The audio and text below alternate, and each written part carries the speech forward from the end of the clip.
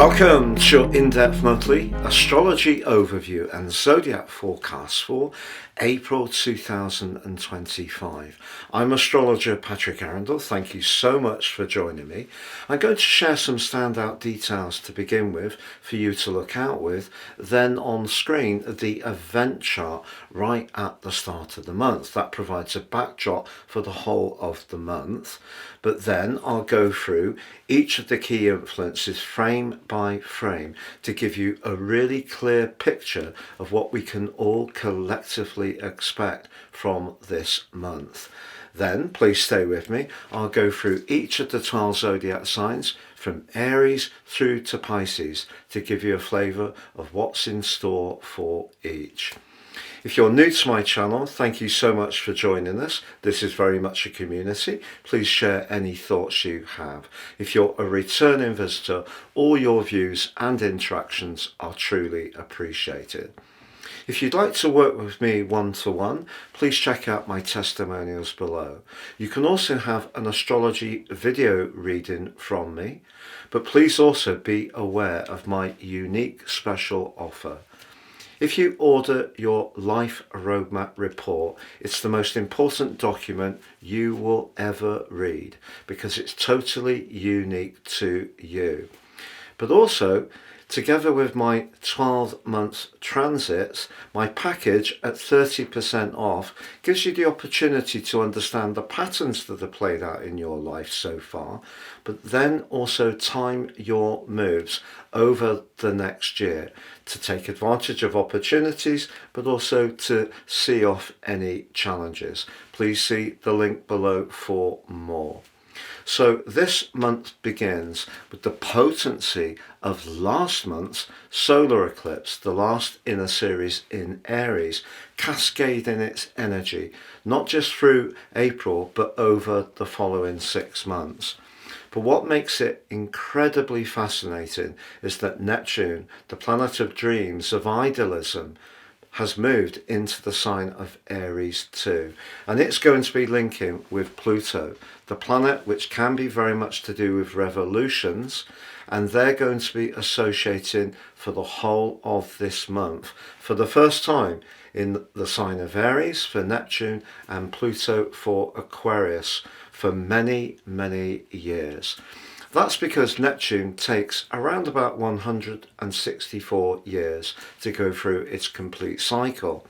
So Neptune in Aries is a hotter energy than the watery energy of Pisces, which saw a lot of distortion. I feel that recently that has been so apparent. So the furnace of Aries through that solar eclipse and the imagination of Neptune is very much to the fore. But that energy that's been so manifest in the last zodiac sign, Aries being the first of Pisces, is still very strong this month. We have a collective, a posse of players in Pisces, the North Node, but we also have the inverting Mercury and Venus along with the stern Saturn, all collected together in Pisces at the start of this month. And that is going to have a huge impact on how April unfolds. I will unpick that for you. Now, the two malefics, I've just mentioned Saturn, the other is Mars. And Mars is going to be influential on the two lunations this month, the two main lunations. So the full moon of the 13th in the sign of Balance of Libra is squaring off to Mars in Cancer. But then Mars returns to Leo. It left on the 6th of January. And then on the new moon in Taurus of the 27th, again, Mars is providing a challenge. So Saturn, which can be very much to do with repression, and Mars, which can be very much to do with anger and aggression, are both central players in this month's story. But also there is the potential for some new energy to come in. It's just the old energy is going to be potentially inhibiting things in a huge way. I'm going to share on screen now the event chart right at the start of the month. That's always influential for whichever period we're looking at. So the two luminaries, the sun and the moon, always critical. The sun's at 11 degrees in Aries. It's a great place for the sun to be honest, because the sun's exalted in Aries, but also just in the second decan of this sign, the sun is the sub-ruler. So that's adding a greater amount of radiance to the sun's energy. And the sun is broadly in a very positive angle to Jupiter. And if you are someone who's got a mission that you're keen to push forwards with in a very dynamic way, as they come into a much closer relationship between the 3rd and the 10th of the month, that's an opportunity to put your foot to the proverbial floor. But the other takeout is the moon. The moon is in the sign of Taurus. She loves being there too. She's exalted also in Taurus, but pretty close to the restless, potentially rebellious energies of Uranus. Are we going to see some unpredictable conditions around finances, but also in terms of the food supply chain and availability of crops? It's possible. The other big takeout from the event chart is the Neptune-Pluto relationship I mentioned before. So there's Neptune just at 3 minutes in the sign of Aries. But it is still pretty close to that position of Mercury. Neptune and Mercury have been creating some mystique at the very best, perhaps some outright confusion at the worst, particularly I feel in the earlier parts of March. Now we get an opportunity, now that Mercury has rotated backwards, it's in that conjunction you can see with Venus, also the North Node and Saturn. So that's the posse that I was talking about. That's going to be critically important, because if we're caught up with processing things from the past, it's inhibiting us from engaging with that dynamic Aries energy, which of course is much more exciting. And the sign of Aquarius, where Pluto is now living for the long term, is very much about how we're all collectively in touch with each other. It can be about our future. It can also be about how power is applied. So what's the implication of Pluto and Neptune? I will be unpacking that too. Please stay with me as I go through all of this frame by frame. So as we come into this new month, we have that potency and power of that solar eclipse, and we have Neptune in the sign of Aries. What I like about Neptune in Aries is the fire, and therefore we could say in Neptune that its aquatic qualities are hosted perfectly, but I feel the fire can burn off some of the distortion that has been featuring recently. Because Neptune can be about idealism, and it's linked to Pluto being so strong through this month, I feel that you're going to see a lot more people find their voices, because the idealism, but also the, in a way, innocence of Aries, because Aries is about going for something in a very direct manner, and we've got the furnace of that solar eclipse supporting us as well. It's asking us to go for what feels right instinctively, but particularly how we're all connected together. But you can see that big collective in the sign of Pisces is very potent indeed. And of course Mercury and Venus are retrograde. Now Mercury goes direct on the 7th and Venus goes direct on the 13th.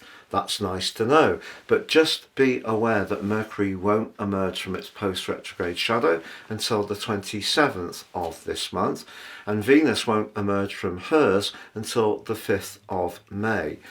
So we start this month with that very dynamic energy in Aries, and that potentially break-in, thoughtful, perhaps even introverted or reflective energy in the sign of Pisces. If we think about the archetype of Pisces, particularly Saturn, it is the sign of culmination. Not so much physical culmination, which is Capricorn, very worldly. Pisces is a more spiritual combination. It can also be the sum of our experiences over the previous around about 28 and a half years, because Saturn takes 29 and a half years to achieve its entire circuit, which will come to the end of its journey in Pisces early next year. We have the interlude, of course, from the 26th of May to the end of August this year, when Saturn goes into Aries. But I feel that energy very, very strong at the start of this month. And just be aware that Venus and Saturn are in touch with each other for the whole of this month.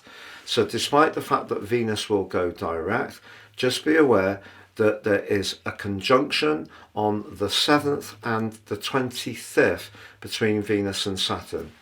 In any kind of relationship, if there is a chink, if there is something that's been kept secret, if there has been any kind of unsavory or perhaps disloyal attitudes, they're going to be highlighted in a very powerful way this month. And for the people who are not going to tolerate that, this is going to be a completely new beginning. For other people, they may still be processing the shock, the recall of how things are playing out. But because Venus can be about money and Saturn can be about structures, it wouldn't be a complete surprise, particularly with Mars tangling with the new moon in Taurus on the 27th, if we did see some turbulence around the financial markets. Now, of course, the 12th house can be anything to do with the oceans. So that could be cruise liners, it could be shipping, it could be containers which are sent on big ships. It could be the distribution of oil. It could be some sanctions that have been targeted that have had a restrictive impact on certain international players. Is there going to be a release of those sanctions, or are they going to be imposed even more forcefully? We're going to see. It's going to be very interesting how that plays out. But I mentioned in my introduction about the role of the Sun and of Jupiter. Jupiter, as you know, in Gemini, it's not its best location, and one of its downsides, particularly with the square with Saturn, which has dominated since last July until a couple of weeks ago, is that the claims that have been made, because Jupiter can be about dogma and Gemini can be a little bit, well, let's say maybe a bit economical with the truth, if it means making a point. And Saturn, of course, was scrutinizing Jupiter, but we have had an awful lot of nefarious claims that have been working their way around our medias in all their different formats. And of course, in terms of social media, very often images are used. And Neptune in Pisces is very powerful for shaping perceptions. But now it's in Aries, I feel it can start to burn off Aries, burn off some of the distortions and the dishonesty that may have been playing out. And therefore the Sun's link to Jupiter can be a much more positive influence than the square from Saturn, which is going to be repeated, to be honest, later this year on the 15th of June. Once Jupiter makes its way into Cancer, Jupiter will then square with Saturn once it's in Aries. But I feel that the Jupiter-Sun influence from the 3rd to the 10th can give us some uplift if we're really clear on what we want to achieve. Now, if you're someone who's wanting to work hard on your identity, your sense of individuality, from the 9th to the 16th, a great link between the Sun and Chiron. If you have Chiron in Aries natally, it does depend on what house it is in. The house will be the platform for where the planetary influence will show out, as much as the host, the zodiac sign. But just broadly, the Sun applying to Chiron is a good opportunity, particularly because it does come on the back of that bubbly angle between the Sun and Jupiter, to remind ourselves of the importance of sticking with what feels right for us individually. And the solar eclipse at the end of last month, that energy continues to pulsate out over the next 6 months. So along with the Neptune arrival in Aries, it's more encouragement to go with what we feel as individuals and not be guided by the mass amounts of information which assaults our senses at times. Also do have, in a more positive way, a conjunction between Mercury and Venus from the 1st to the 12th, and that could see someone come back into our life, or it could see some kind of thoughtful conversation. It may be a wonderful opportunity to think about someone from a past, even perhaps be quite nostalgic, but get in touch with someone that we haven't seen for a while. But just remember, with Venus applying to Saturn all through this month, if there are any relationships which have proved to be burdened, heavy, dishonest, not very energetically pleasing, these are the energies to break free of. And saying that, from the 6th through to the end of the month, Black Moon Lilith, which arrives in the deep and passionate Scorpio. Black Moon Lilith in Scorpio, well, we know that Black Moon Lilith can be about forbidden fruit. The sign of Scorpio can be very intense, but it can also be about desire, even instant gratification. And the clash with the modern ruler of the sign of Scorpio is really interesting. There could be a connection for some people with a friend. It may be a relationship that the two parties may want to keep somewhat confidential, that's for sure. But remember I said to you about the lunations, and that brings us to the 13th and the full moon in Libra. Libra is a sign, it's a cardinal sign, but it's about balance. It's ruled by Venus, the planet of relating and equilibrium, but it's also about charm.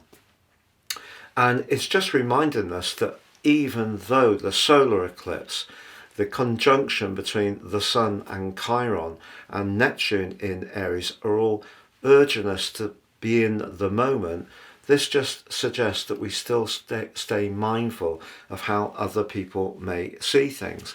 And because Mars is intersecting the position of the Sun and also the Moon, this can be a very turbulent full moon. So those relationships that aren't working very well, where people don't feel seen, heard or recognized, and any resentment that's building up, even if it's been simmering away in an unseen way, that collective in Pisces could explode into the open, despite the fact that on the 13th Venus goes direct.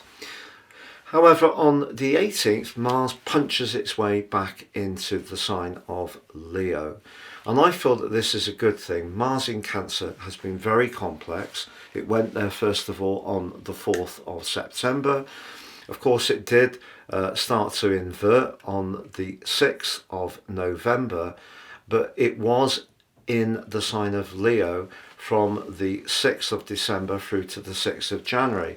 So it has been in Leo before during this big retrograde season, but it going back into the sign of Leo sounds on the face of it a good news story. But what does it do? It goes into a very powerful opposition with Pluto.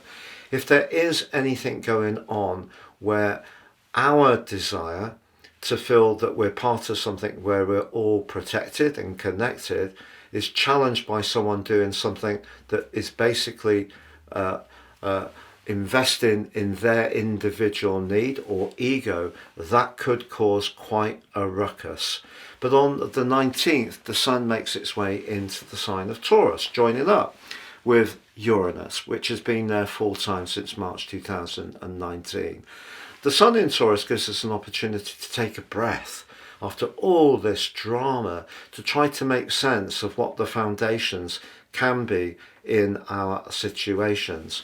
But Mars in the second half of this month continues to clash with the Sun, to be honest, and therefore the potential for turbulence remains high. Also in week 3, the Sun is then squaring with Pluto. one of astrology's more complex influences. Pluto could see in Aquarius people coming together collectively to let people know about their dissatisfaction, because the sun is in the sign of money, where there has been cuts to perhaps pensions or social benefits or particular rights to healthcare. This is going to be something that becomes a lot more of a hot topic. By the 27th, the new moon. Now, new moon normally gives us an opportunity to set our intentions in a very positive and dynamic way. And for sure, if we do need to think about our sense of self-worth, our values, our foundations, then that new moon can help us. It's just the square to the position of Mars in Leo suggests that for some people who can afford it may find it difficult not to be boastful or manifest their success financially, which can be in sharp contrast to the people who may be finding life a lot more difficult. Now, on the 30th, Venus does return back into the sign of Aries. And also, of course, we have towards the end of this month, on the 26th, Mercury coming out of its post-retrograde shadow. But I want to express to you that the themes we have going on this month are some of the most incredibly powerful I can ever remember. There is some real contrast, and therefore there could be some real conflict. And I think this is particularly true where a very aggressive approach to management, to government, to international affairs is not necessarily going to bring good outcomes. And in a way, the full moon in Libra is reminding us of the importance of listening, of reaching accords, finding the mutuality in situations, accepting that we don't always get our own way. But I think because of the sign of Pisces being very much about culmination, we're going to see a lot of things come home to roost this month. Things that have been hidden, promises that have been made that cannot be met. And I feel that Neptune being in Aries is going to burn off some of the distortion and illusion that has been created, and there's going to be a much greater sense of reality coming through, but also a burning anger around any injustices that there may be. And that can be in our personal situations, in personal relationships with Venus and Saturn in touch, could be around finance. It could be around where we feel the collective leadership that we're all dependent upon is how effective and how positive it is or not. Please stay with me as I go through each of the 12 zodiac signs from Aries through to Pisces. Welcome Aries to your in-depth monthly forecast for April 2025. It's a pleasure to work with you. If you'd like to work with me directly, please check out my testimonials below for my one-to-one consultations. You can also have a video reading with me too, please see below, or please take advantage of my unique special offer. My combination reports of your life roadmap and also your 12-month transits give you an opportunity to understand the patterns that are played out in your life so far, but also get a much more intimate understanding of them, but how you can work with these in terms of the upcoming months, the next year, in order to time your moves really succinctly, when to hold off and when to go for it. And there is 30% off. Please see the link below for more. Now Aries, as you come into this month, the potency of the solar eclipse which occurred in your sign on the 29th of March is still manifest. And it's going to be a backdrop for the next 6 months, but it's Neptune moving into your sign that could provide some real inspiration. But right at the start of the month, Neptune is still very close to Mercury, the planet of thought, the planet of talk, but also the planet of communication and precision. And if you have been feeling a little uncertain about where to inject energy and attention, you could feel somewhat conflicted at the start of this month. It may be around a relationship, could be around your work, could be around an interest or a hobby. Now, Mercury goes direct on the 7th, Venus on the 13th, Mercury returns to your sign on the 16th, and Venus on the 30th. Now, that's all going to help, but we have to grapple with the fact that the posse of energy in the sign of Pisces is for you, your 12th house. What does the 12th house represent? It can represent, frankly, endings. It can also represent low physical vitality. It can represent when we want to withdraw, to think about things very carefully. It can be a time of potential betrayal, because the 12th house in traditional astrology is secret enemies, and when Saturn applies to Venus, the planet of relating and affection, but also money, it could be something from your past, maybe someone or a business situation or a financial situation who are no longer present in your life, but you start to realize the impact that that had or they had upon you.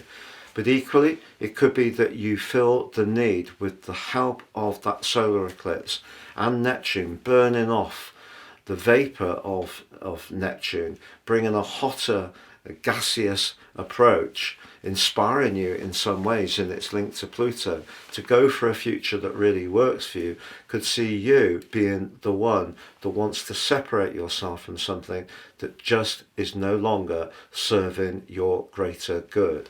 But I feel for a lot of Aries people, this month could feel a bit conflicted. But that doesn't mean to say there aren't opportunities, and the Sun in your sign starts this month broadly in a very positive angle to the planet of fortune, Jupiter.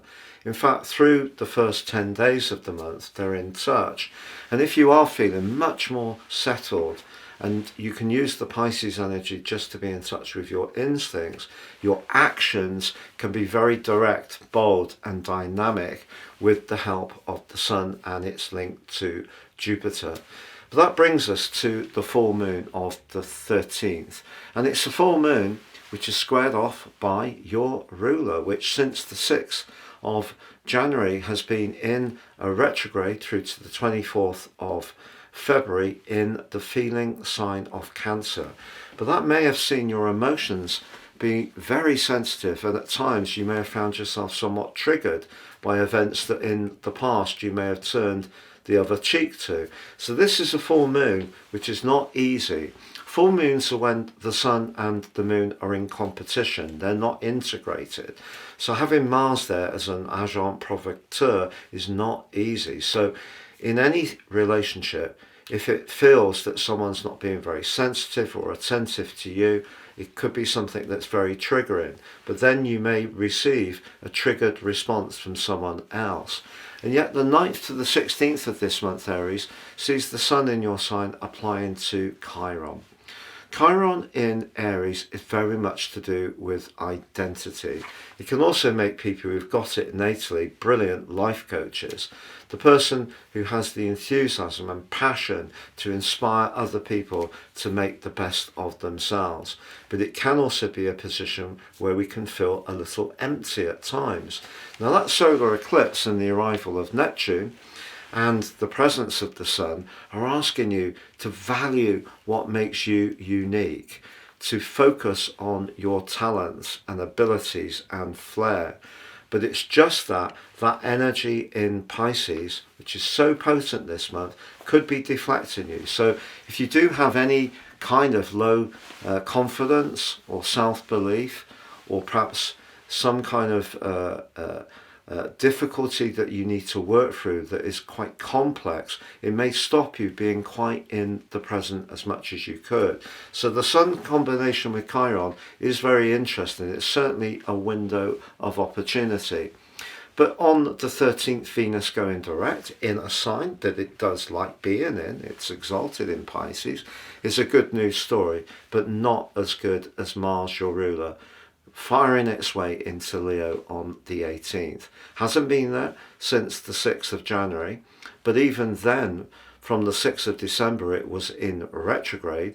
It was last in a positive place for you from the 6th of November to the 6th of December, but it moving back into the sign of Leo could spark your desire to socialise and give you a lot more self-belief in terms of showcasing your talent and charisma, but it is clashing immediately with Pluto.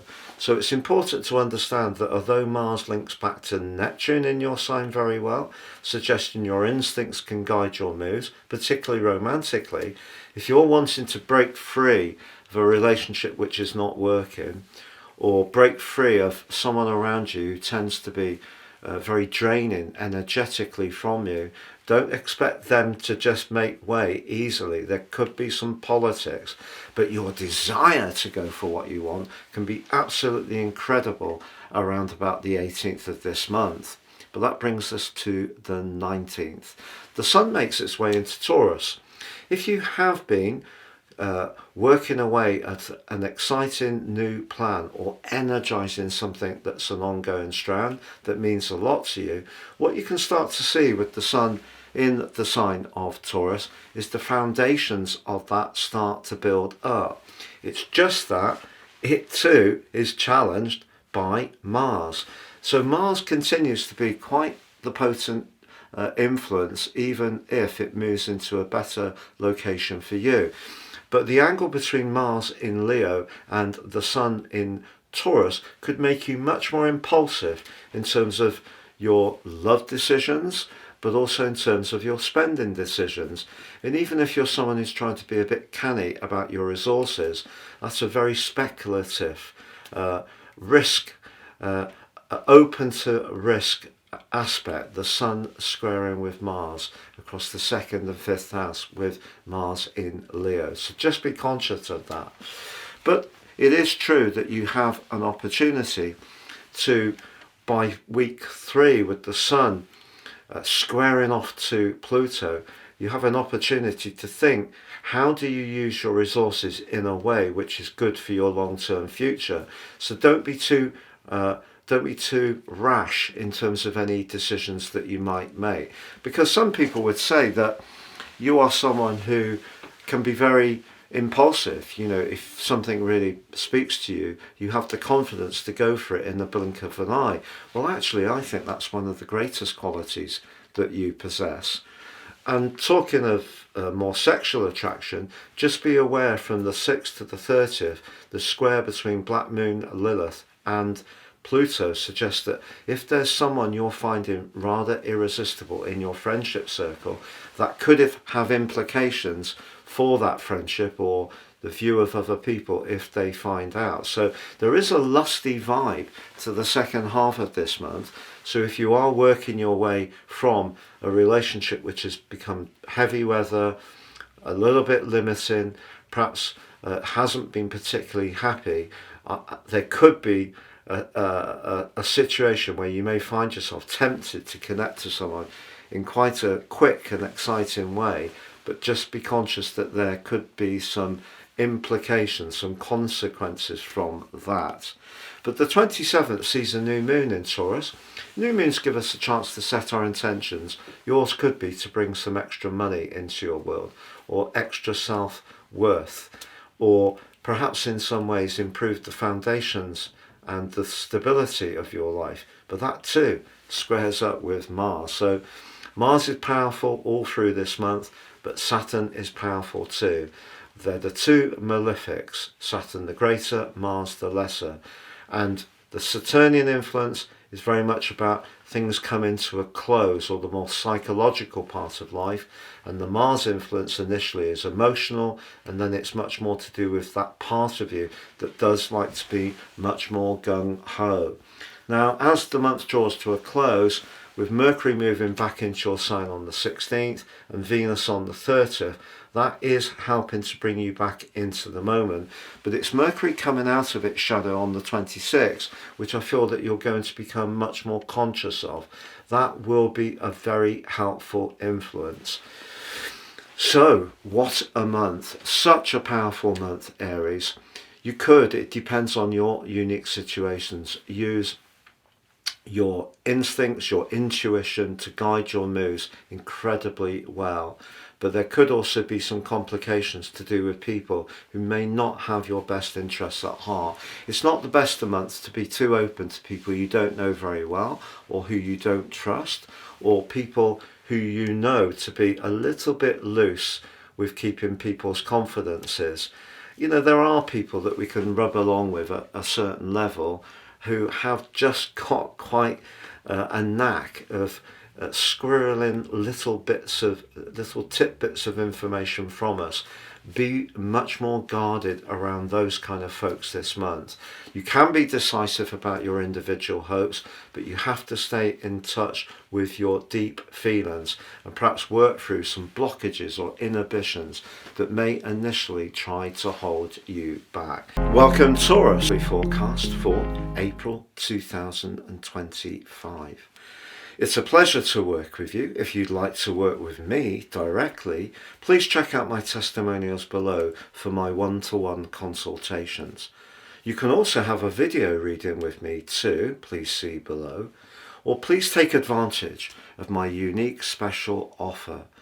My combination reports of your life roadmap and also your 12-month transits give you an opportunity to understand the patterns that are played out in your life so far, but also get a much more intimate understanding of them, but how you can work with these in terms of the upcoming months, the next year, in order to time your moves really succinctly, when to hold off and when to go for it. And there is 30% off. Please see the link below for more. Your ruling planet is Venus, and Venus is right at the heart of the celestial action this month.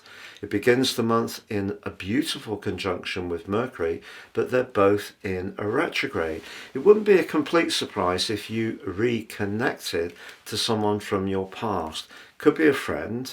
It may be that some ideas that you have that inspire you, that you may have thought of before, come back into focus.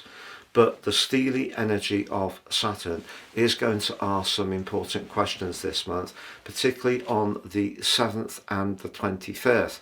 Because Venus starts to go forwards in the heart of the month on the 13th, the conjunction between them is essentially repeated.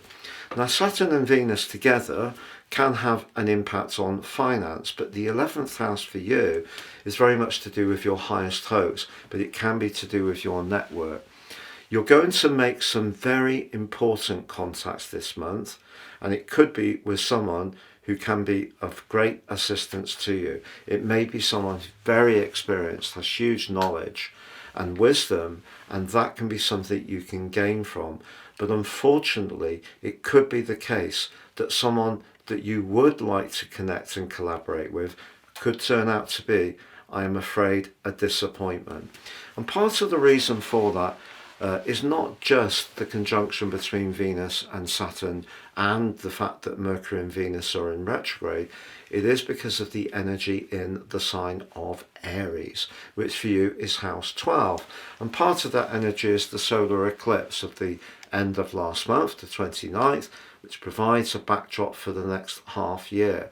But also Neptune, the planet of dreams, but sometimes the planet of distortion, has moved into your 12th house.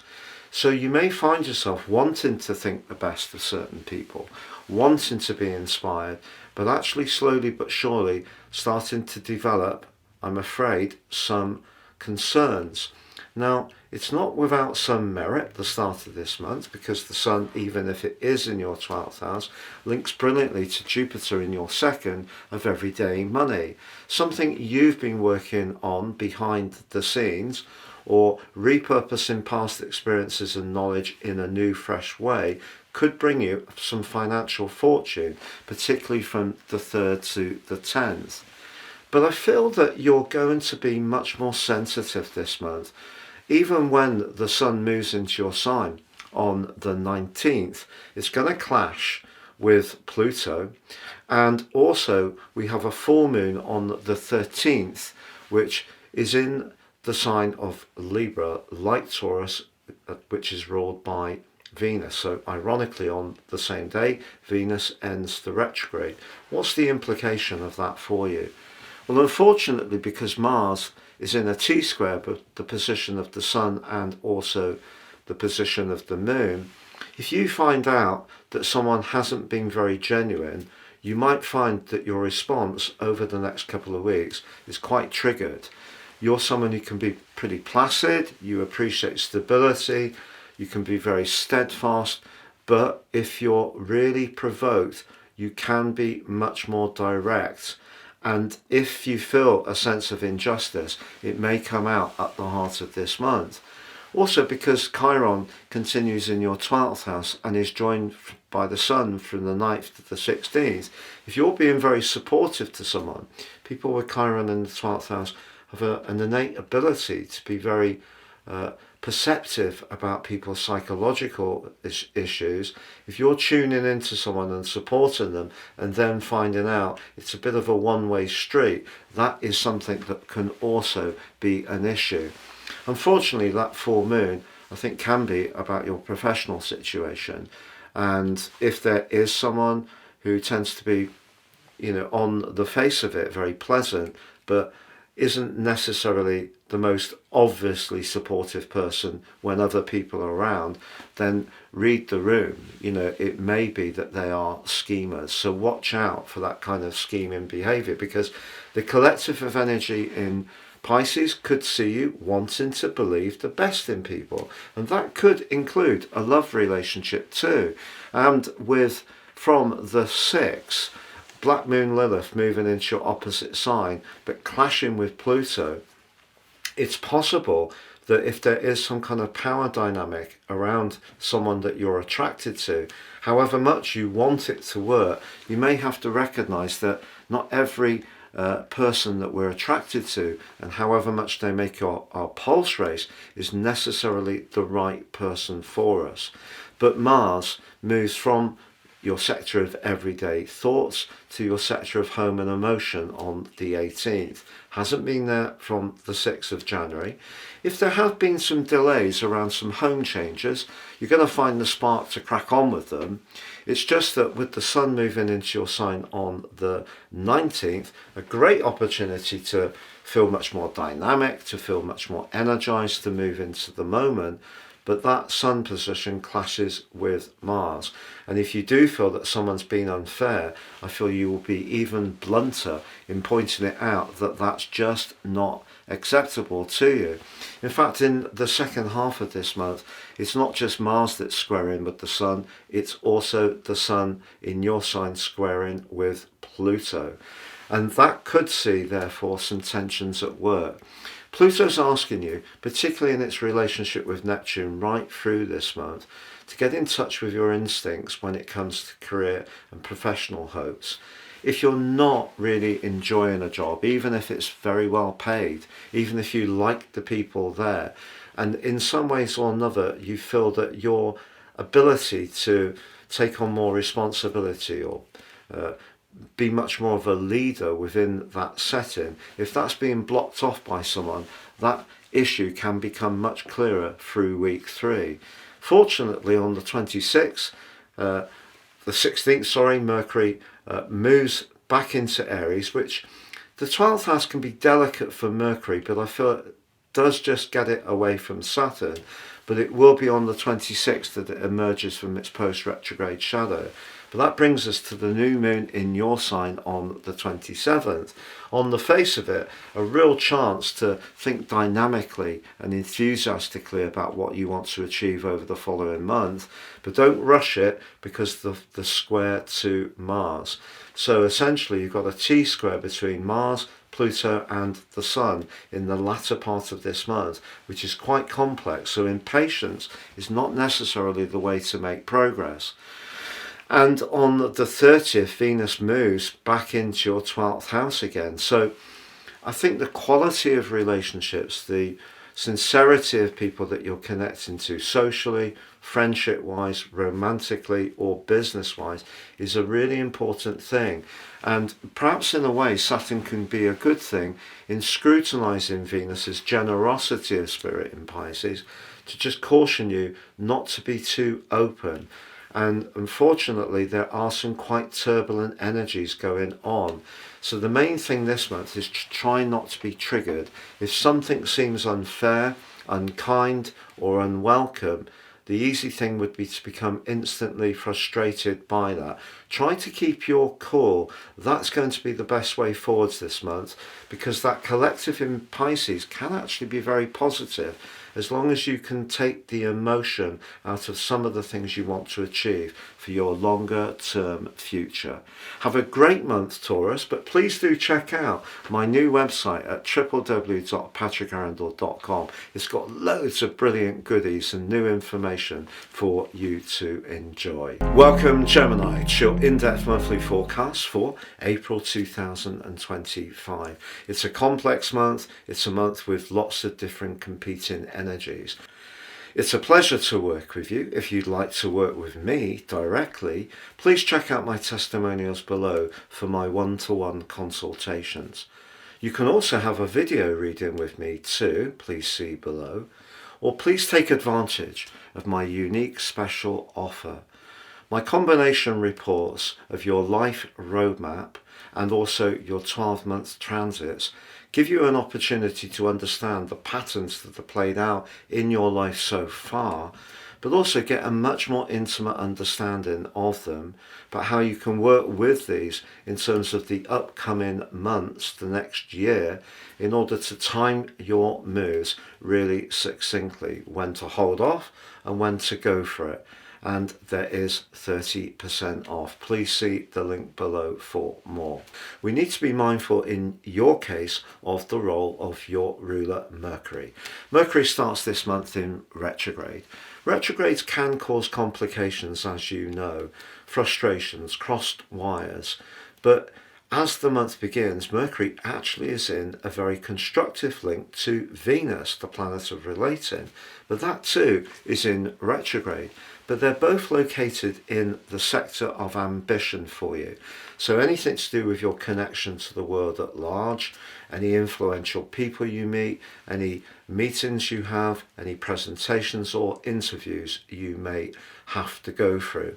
So choosing your tactics, which can be quite a Mercury approach, is going to be key, but also understanding the potential opposition to your plans will be important as well. And that's because of the role of Saturn. Saturn is in this part of your chart as well, and it's going to be closely aligned to Mercury and Venus, particularly Venus, throughout this month. And Venus can be about money. It's not just about relationships. But whether it's with your boss, whether it's for people who work for you, whether it's for clients, if you've got your own enterprise, you may find that people make much more exacting demands upon you, and you need to steel yourself to be ready for what they may require. But the energy of the solar eclipse at the end of last month, which pours its way into this month, and also a brilliant alliance between fortunate Jupiter in your sign and the position of the Sun, also through the first 10 days, suggests if you're very clear about what you're trying to achieve, but you're also understanding that if you do need to deal with a boss or an authority figure who has a particular approach, the way you cultivate or manage that discussion could be critical to whether you get a good outcome or not. So one of the things you will need to guard against in the early part of this month is a sense of frustration, because Mars, the planet of passion and assertion, which had been tracking backwards from the 6th of January through to the 24th of February, that continues through to the middle of the month in the part of your chart that's to do with money, but also values. And if your values or approach to finance doesn't align with, say, a potential employer or an organization that you're having to exist within at the present time, it could really frustrate you if you've got an idea, a big picture that you want to achieve, because everything may go a lot slower than you'd like. And Mercury retrograde, Venus retrograde too, can prompt us to think about things, recalibrate and reset before we go again.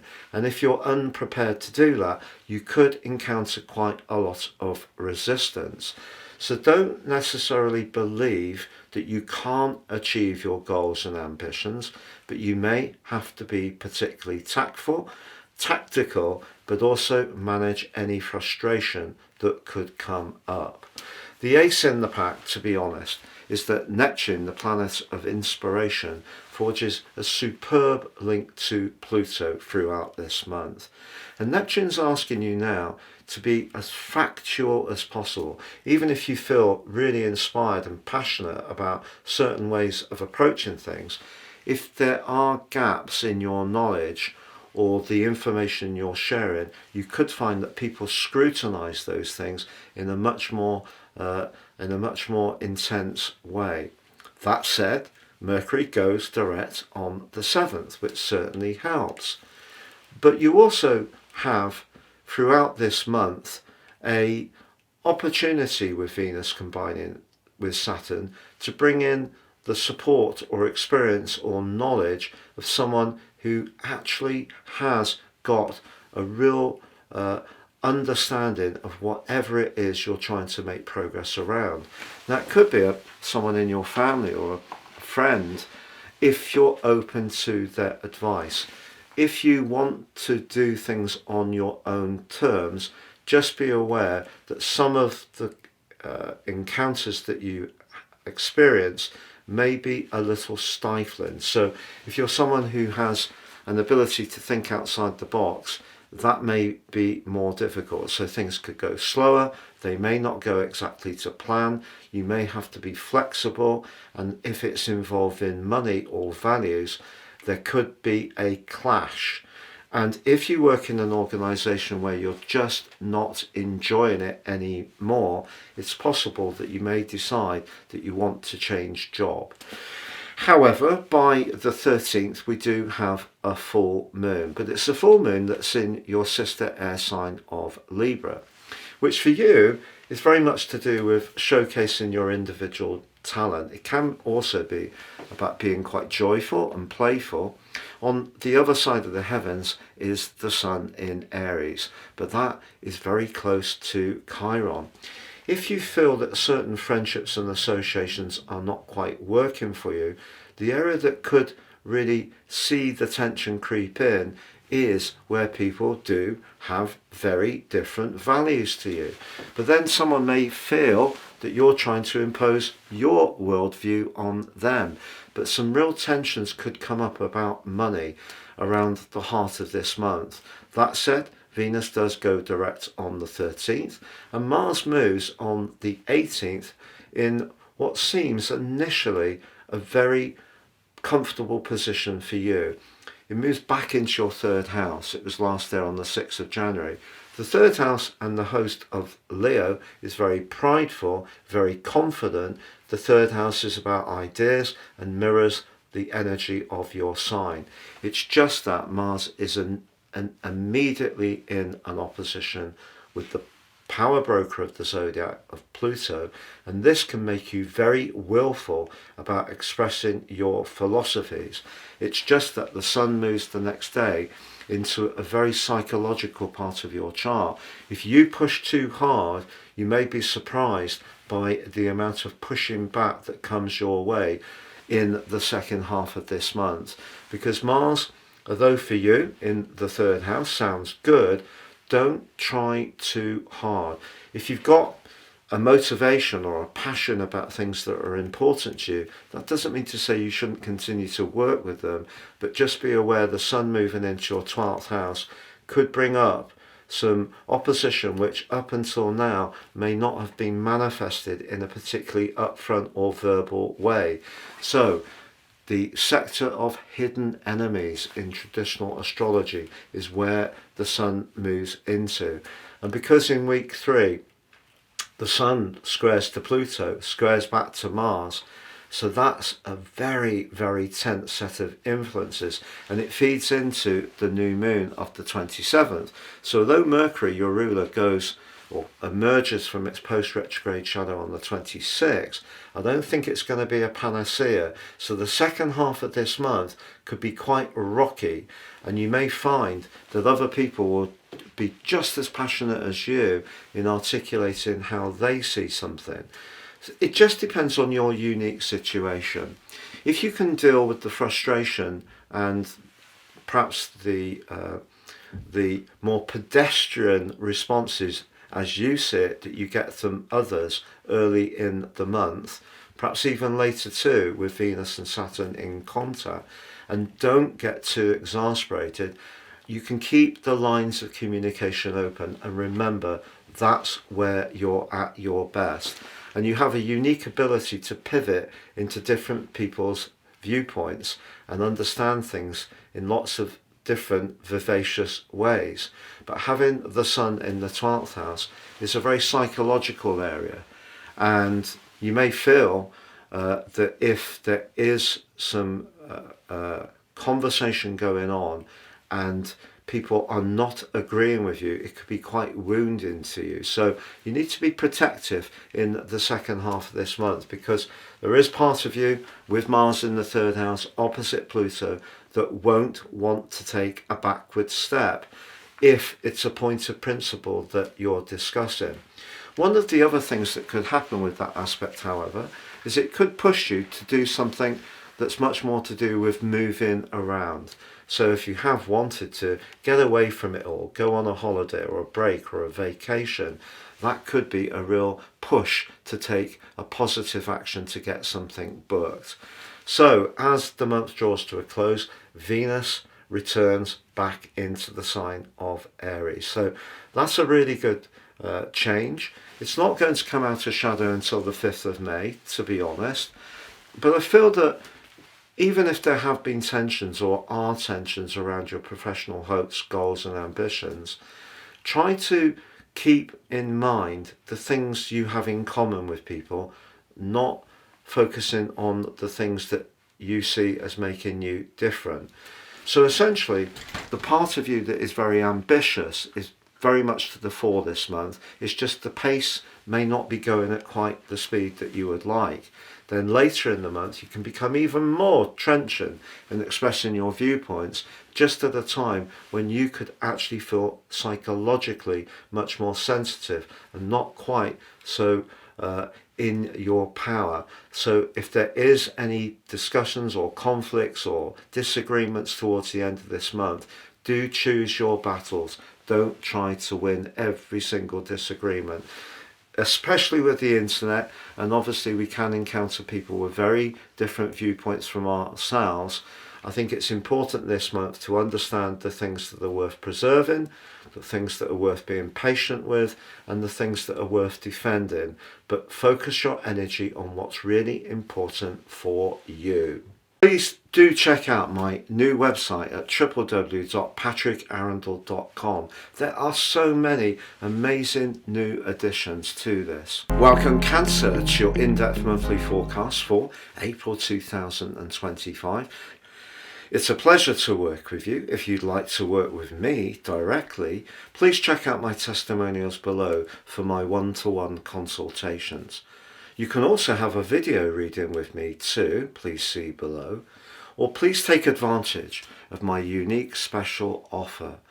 My combination reports of your life roadmap and also your 12-month transits give you an opportunity to understand the patterns that are played out in your life so far, but also get a much more intimate understanding of them, but how you can work with these in terms of the upcoming months, the next year, in order to time your moves really succinctly, when to hold off and when to go for it.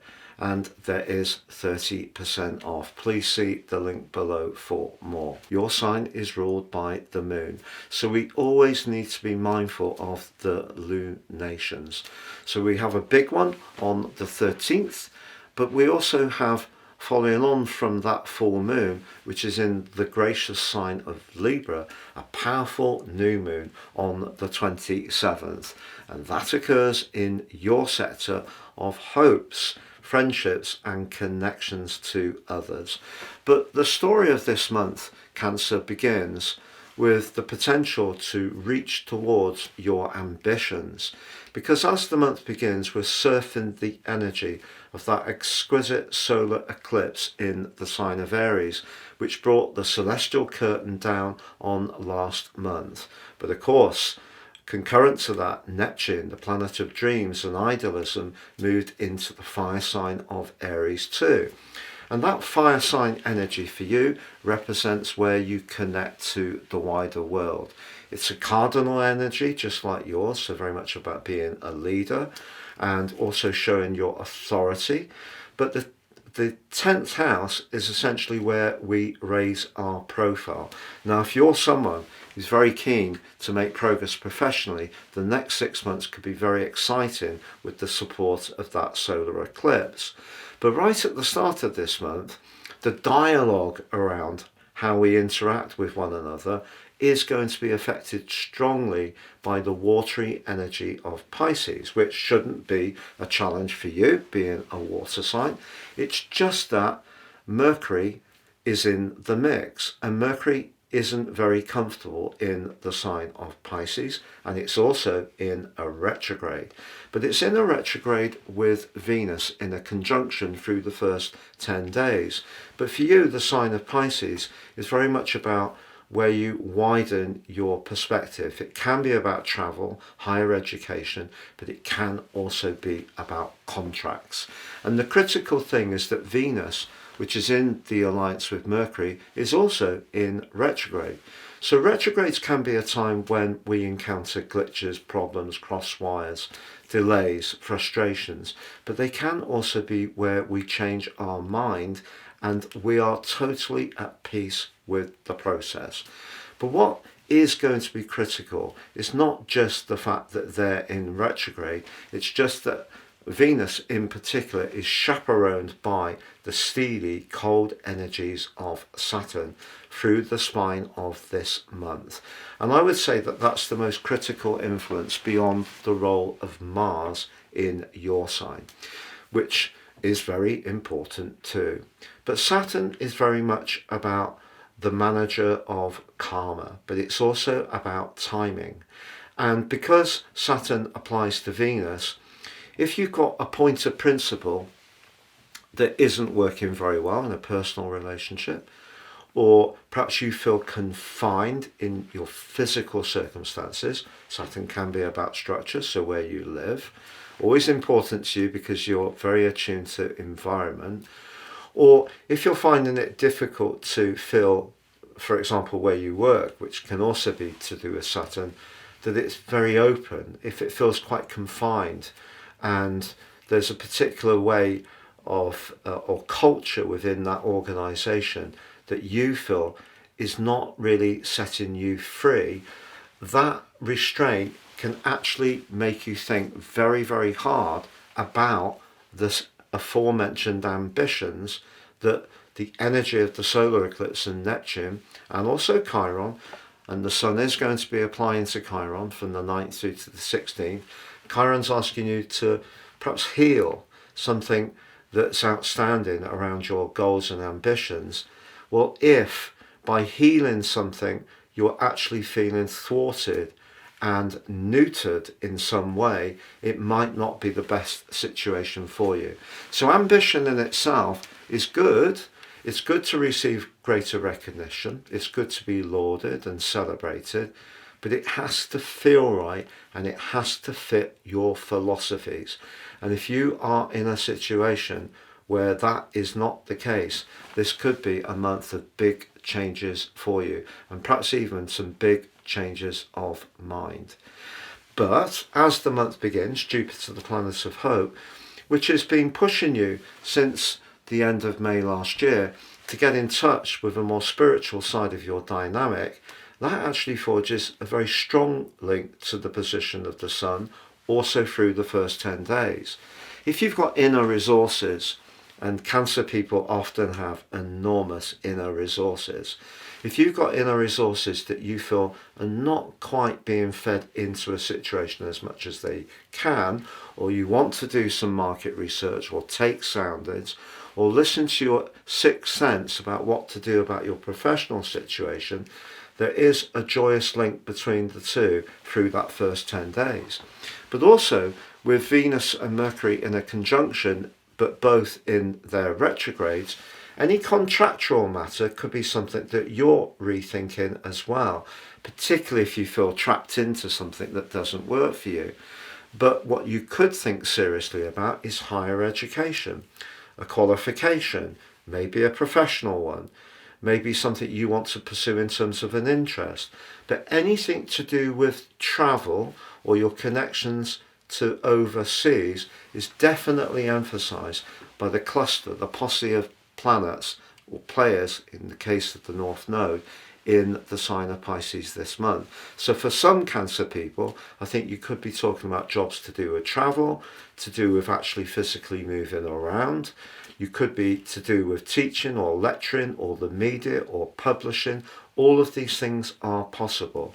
But just be conscious that Saturn perhaps will bring with those hopes some rather exacting conditions. It won't necessarily be a walk in the proverbial park. So ambition alone, which comes from that solar eclipse, is not going to be enough. The sun's application to Chiron won't necessarily heal something if you're not really enjoying what you're doing. So it's the classic situation where someone could be extremely well paid but totally unfulfilled, doesn't like the people, doesn't like the atmosphere. Perhaps there's a particular product or service that you're involved with that doesn't fit your moral compass. You know, if you're someone who's very keen on the environment and your employer is involved in something may not be outright sinful or illegal, but it might not suit your spiritual compass. These are the kind of questions you might find yourself asking in the month of April. But I mentioned before that Mars, the planet of passion, assertion, drive, desire, ego, individuality, has been in your sign since the 6th of January. But of course it was in your sign before then, from the 4th of September through to around about the 6th of November. And that was really pushing you to seize the limelight, to manifest what makes you different and refreshing and exciting to be around. But once Mars went into that retrograde on the 6th of January through to the 24th of February, something that did seem attractive may have started to lose its allure. And as you start this month, Mars is in direct motion, which is useful, but even though Mercury goes direct on the 7th, which could see some kind of switch in your approach, by the 13th, the full moon for you occurs in your sector of emotion, but it's opposing the sun in its sector of ambition. But because you're ruled by the moon, the position of the moon in Libra is critical for you, particularly as it squares off with Mars in your sign. So if you're not very happy about that work-life balance, it's going to come up in a big way, not just from the retrograde, but from that full moon. So for the following 2 weeks, do be prepared for some turbulence. Maybe the turbulence is going to be self-imposed. Maybe it's you that's going to be pushing yourself to explore what your options are. Now, for some people, that could be a work from home situation. It may be that your boss or your organization is asking you to attend on a much more regular basis.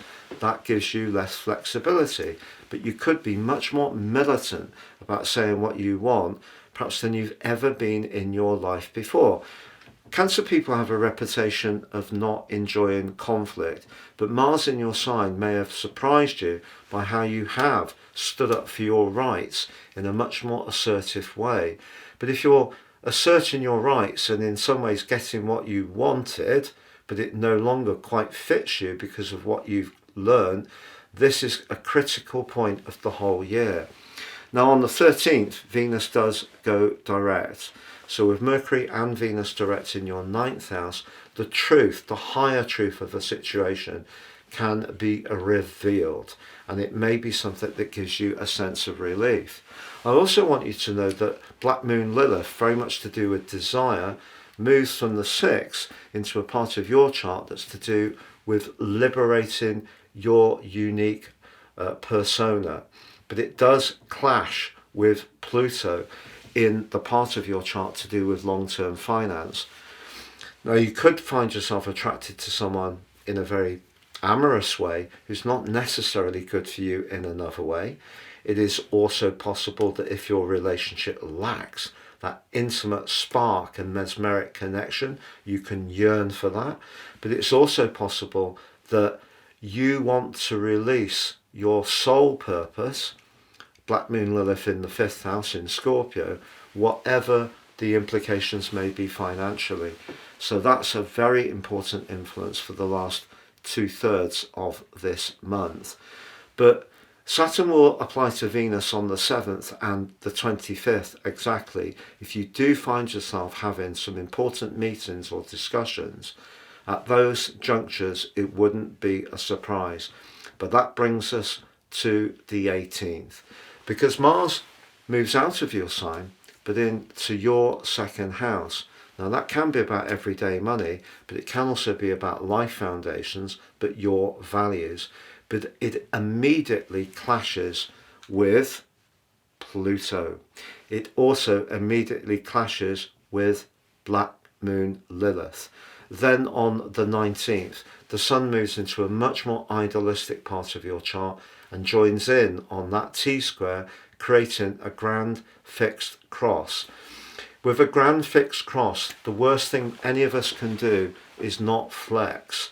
If we refuse to bend into situations, it can create a lot of resistance, a lot of stubbornness, but also a lot of potential conflict.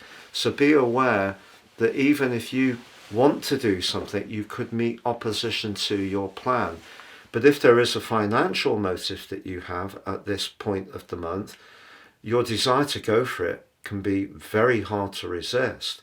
And as I say, you have a reputation of not liking conflict. You might be surprised by how direct you could be if there is a golden prize you want. And it could be around business, but it could be around someone that you do find so alluring that it's very difficult for you not to get caught up in that sense of attraction. But the Sun moving into Taurus is also about your future. And a little bit like Black Moon Lilith in your 5th house, the 11th house sees you needing to sate something that goes beyond money. It goes beyond ambition. So although the opposition between Mars and Pluto could make you think about money, there's another 2 influences that are asking you to be in touch with your idealism. And that could be the challenge for you at this point in the month. The 26th, beg your pardon, Mercury goes back into the sign of Aries on the 16th, which is your sector of work. And it may be there's going to be some discussions on the back of that. But on the 26th, Mercury comes out of its post-retrograde shadow. So something that you've been struggling with, you may get some point of conclusion or completion at that juncture of the month, which brings us to the new moon in your 11th house. Brilliant for getting in touch with your friendships, not so good if you're feeling conflicted about what to do with your long-term future around finance. Now Venus joins up with Mercury and also the position of Chiron on the 30th day of this month. By that time, whatever doubts, whatever process you've gone through around your career or your work will have reached a point of completion. You will have got to a point of clarity, I feel, but you may need to give something up if you are a very idealistic person in order to keep yourself feeling in balance emotionally. If you're someone who's very driven towards material gain, it could be that you won't be seeing much of your friends, and it may be that your friends are complaining, or perhaps it's your partner feels that you're far too work orientated. So that could be part of the dimension at the end of this month. It's been a pleasure being with you, Cancer. Please check out my new website at www.patrickarundell.com. It's got loads of extra content, lots of celestial goodies for you to enjoy. Welcome, Leo, to your in-depth monthly forecast for April 2025. It's a pleasure to work with you. If you'd like to work with me directly, please check out my testimonials below for my one-to-one consultations. You can also have a video reading with me too, please see below, or please take advantage of my unique special offer. My combination reports of your life roadmap and also your 12-month transits give you an opportunity to understand the patterns that are played out in your life so far, but also get a much more intimate understanding of them, but how you can work with these in terms of the upcoming months, the next year, in order to time your moves really succinctly, when to hold off and when to go for it. And there is 30% off. Please see the link below for more. Mars, the planet which rules the sign of Aries, is going to be incredibly important this month. But also the sign of Aries itself is influential too. As you enter this month, Leo, that's where the sun is, but also Chiron, the so-called wounded healer. But if you recall, as last month came to a close, we had an intense solar eclipse in Aries, but also Neptune, the planet of inspiration and dreams, switched into Aries for the first time in 163 years, and is going to be in Aries through to the 10th of December this year. But the solar eclipse provides a backdrop for the next 6 months, and it's firing you up, literally, pushing you to be more daring and bold. And you know, from the 3rd of this month for the following week, Jupiter, the planet of expansion and good fortune, forges a very constructive and helpful link to the sun. And that can help you, therefore, to be very upbeat and perhaps in the mood to be more spontaneous.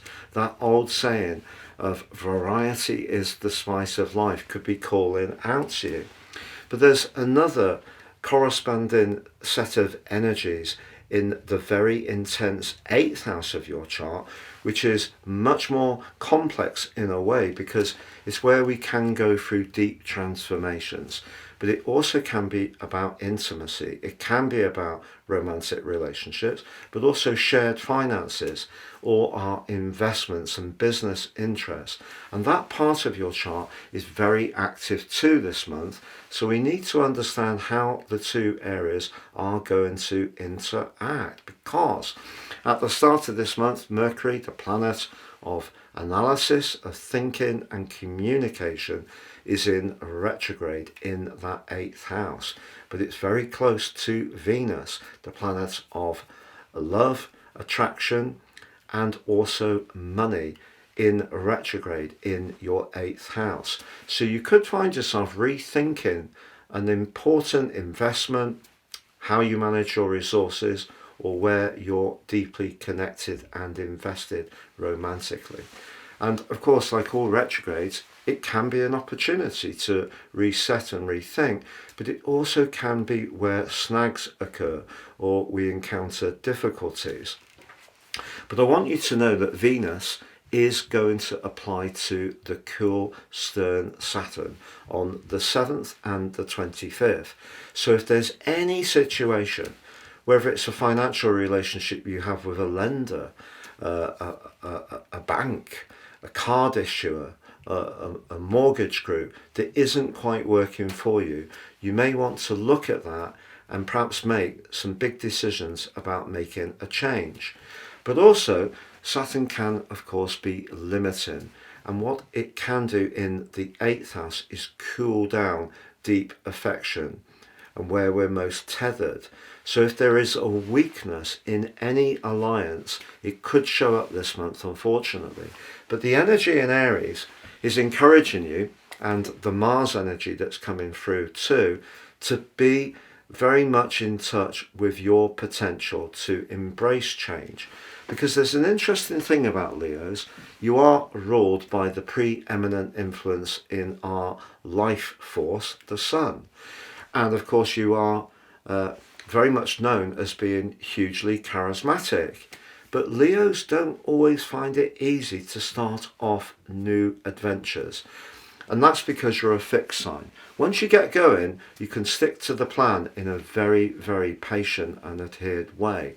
But all this energy in the sign of Aries is asking you to have faith in how you can manage any changes that may unfold. In fact, the Sun's alliance with Chiron from the 9th through to the 16th gives you a chance to revisit any wounds you might have about how able you are, how knowledgeable you are, how qualified you are. Whatever your credentials, what the Sun's combination with Chiron can do is embolden you to believe that whatever you were given, whatever the life experience, that was the karma. But you can influence things in the here and now. So the energy coming from that solar eclipse in Neptune is really asking you to be much more enterprising, daring, open to change, and if need be, even more independent. So if something isn't really working, this could be your chance to think about breaking away from it. Now, for some people in a romantic context, it's good to have breaks from partners because that gives us a chance to revisit our individual needs, follow an interest, spend time with friends, we reconnect and we can celebrate that moment. So it could be as simple as that. But if something really isn't working around a professional situation, for example, you don't really feel that you're appreciated and rewarded as much as you could be, as this month goes on, your desire to go for something bigger and better is really going to be unleashed in a very, very dynamic way. So going back to the start of the month, we do have that lovely link between Jupiter and the Sun, but we do have those retrogrades, and we do have Saturn really applying the handbrake around finance or affection. But on the 7th, Mercury does go direct, and that's going to help. But on the 13th, we have a full moon in the sign of Balance, Libra. And for you, that's your sector of everyday communication. On the other side of the heavens, on the other end of the axis, is the Sun. And that is in house 9. Very much about that need to be broad in your thinking, be more expansive, and perhaps a little more risk-taking. But it's also about higher knowledge, the higher truth. But because Mars starts this month and through to the 18th of this month is in a very psychological and challenging part of your personal solar chart, if you do feel in some ways inhibited by the way that perhaps messages or beliefs were invested in you when you were very young, it's possible that in some ways Mars is stopping you from really going from opportunities due to a lack of confidence or self-belief. But equally, it could be old issues that have occurred to you, upsets, separations, disappointments, rejections, and those emotional energies are competing with this dynamic set of communicational energies and exciting, expansive vibes. So just be aware, if you do feel a slight lack of being in the moment, despite what I'm telling you, it is because of Mars. But it does impact on that full moon very powerfully. So the following 2 weeks could see some information or discussions come up from the depths of your being, and you might find yourself being much more direct and outspoken. And because you're someone who does like to maintain a certain facade of calm and serenity, because that makes you feel you will be respected, it could see you feeling a little vulnerable if that happened. But just know that on the 13th, Venus does go direct, and on the 16th, Mercury, the planet of communication, returns back into the sign of Aries, where benefits from the fire. It really doesn't like being in the sign of Pisces at all. But moving back into Aries, it does merge with Neptune. And that can be very inspirational for you. If you do need to break out in some way, you could read something, or someone or something could be very motivating for you. Maybe a life coach, maybe a philosophy that's really engaging you, maybe watching someone on YouTube whose ideas really call out to you. But on the 18th, it's perhaps one of the most important moments of this month, because Mars returns to your sign. He said au revoir on the 6th of January, but if you recall, he was in retrograde from the 6th of December, so it was only from the early part of November through till then that you really got the benefit of Mars being direct in your sign. And at that stage of last year, you may have put your foot to the floor around certain things that were important to you. Now, Mars moving back into your sign can bring you into the moment. So if there have been some psychological blockages, or perhaps some emotions that have been rather volatile and up and down, that will dissipate to some degree. But just be conscious that on the other side of the heavens lies the tiny but potent Pluto in your sector of relationships. If a relationship isn't working for you, and it could be a professional one as much as a personal one, the power potential you have around about the 19th and 20th is going to be incredible, but you do need to use it in the right kind of way, because you could come across as a might is right type of person if you're too forceful, particularly professionally, because on the 19th the sun climbs to the top of your chart, and it's going to give you a glorious opportunity in the following month to aim for the stars, to be much more ambitious, and the change agenda that the solar eclipse and Neptune are encouraging you to engage with, it may be around what you do, how you connect to the world at large.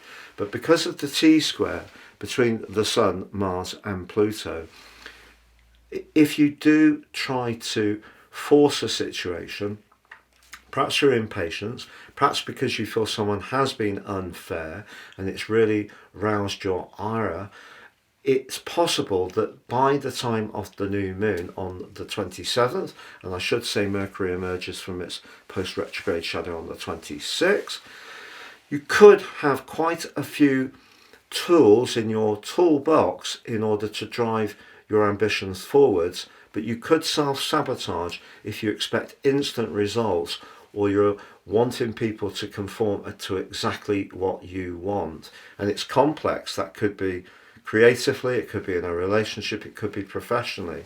Fortunately, Leo, as the month comes to a close, so Venus returns back into the sign of Aries. What I like about Venus in Aries, despite it being in detriment, can be a bit forceful, but what it does do, I feel, for you, helps you to get more in touch with the truth of a matter, the higher truth.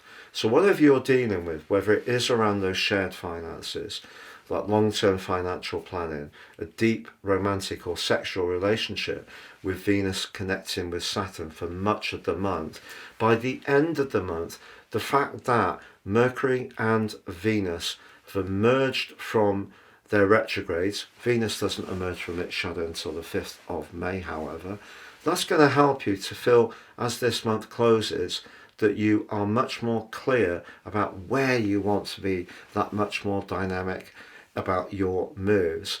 But if you do feel in the mood this month to break out, see it as a joyful opportunity.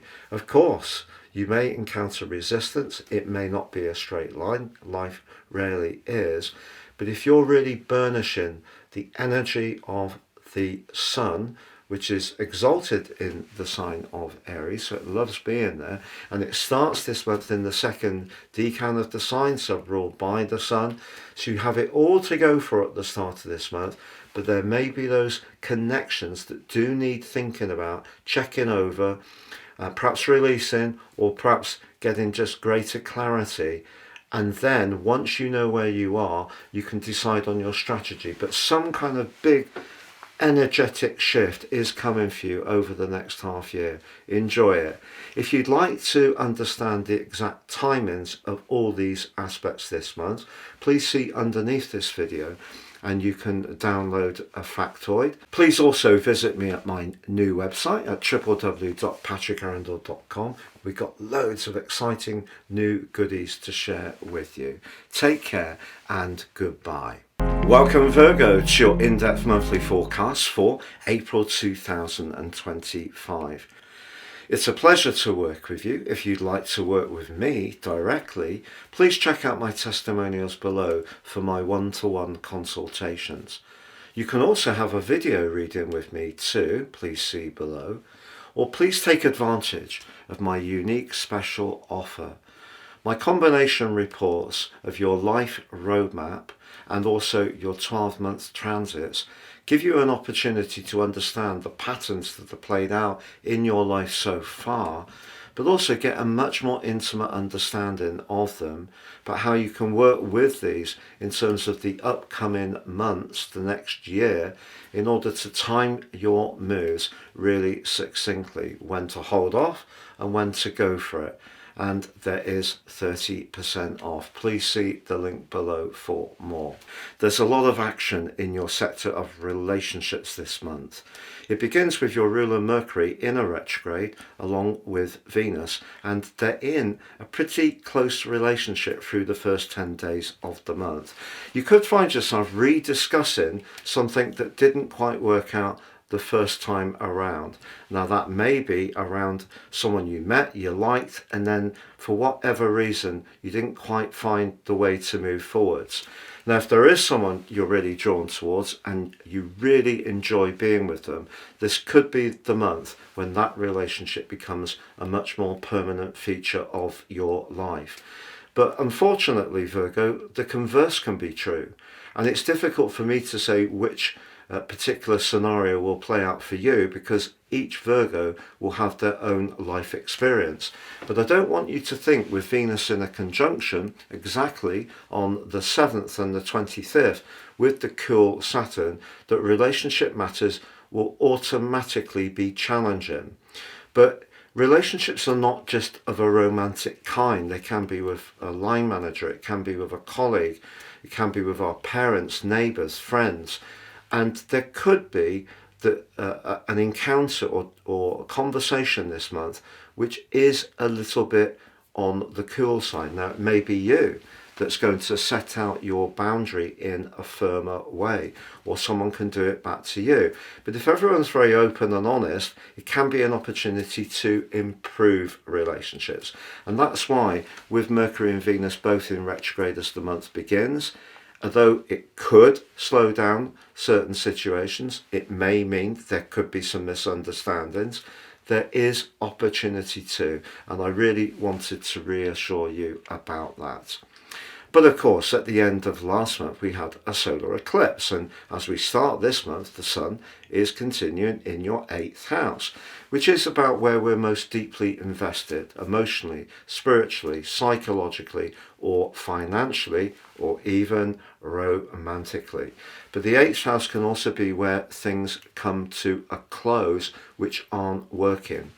But if you have found being close to people in your life somewhat of a challenge, the combination between the Sun and Chiron from the 9th to the 16th is a chance to rethink about issues of intimacy.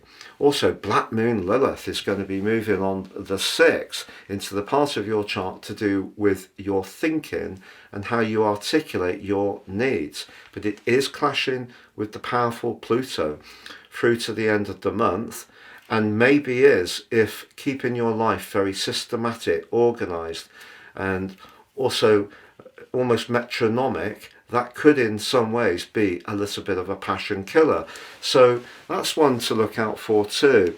But also at the start of this month, if you are someone who wants to make the most of your resources in a business context, a glittering alliance between the Sun and Jupiter through the first 10 days gives you a chance to connect in a very dynamic way, and you could have a stroke of fortune, but it all depends on whether the other side is prepared to be as invested in terms of commitment as you, not necessarily financially.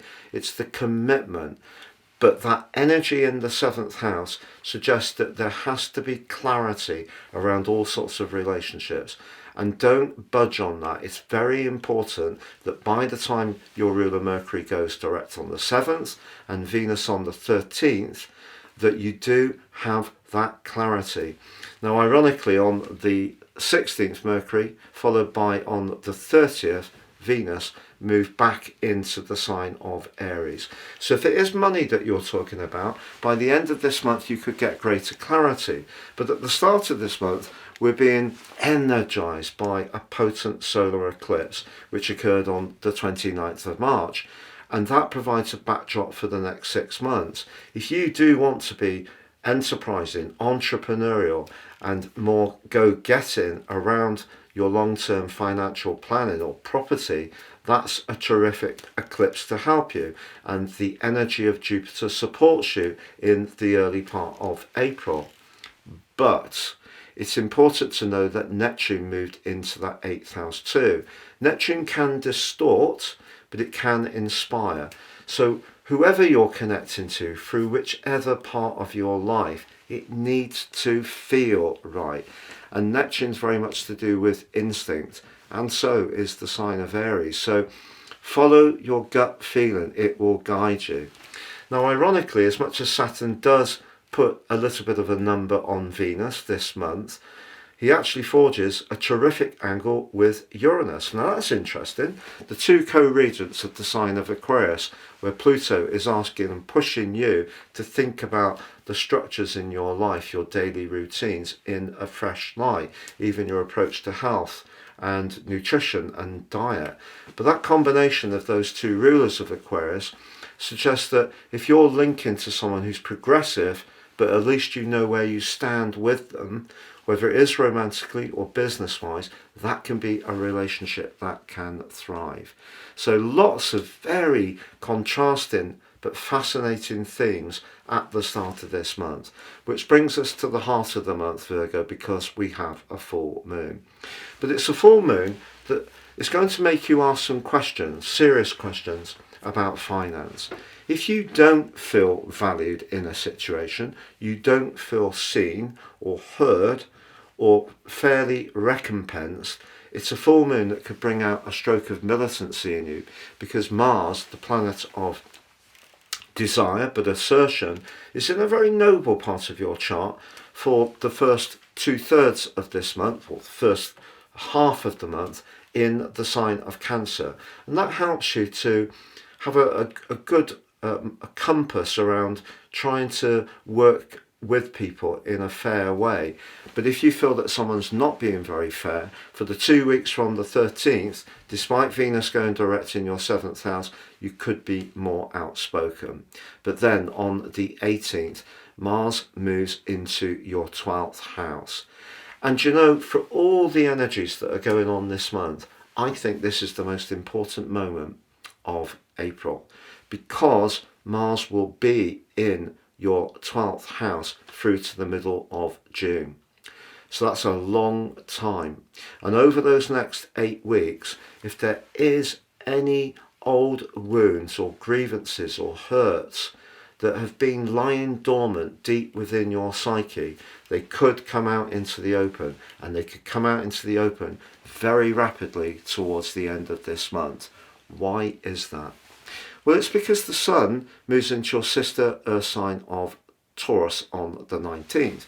Well, that's the sector of freedom, independence, travel, but it can also be about higher truths. But it clashes immediately with the newly arrived Mars in Leo, but Mars is opposite Pluto. Mars opposite Pluto is a very, very tense aspect.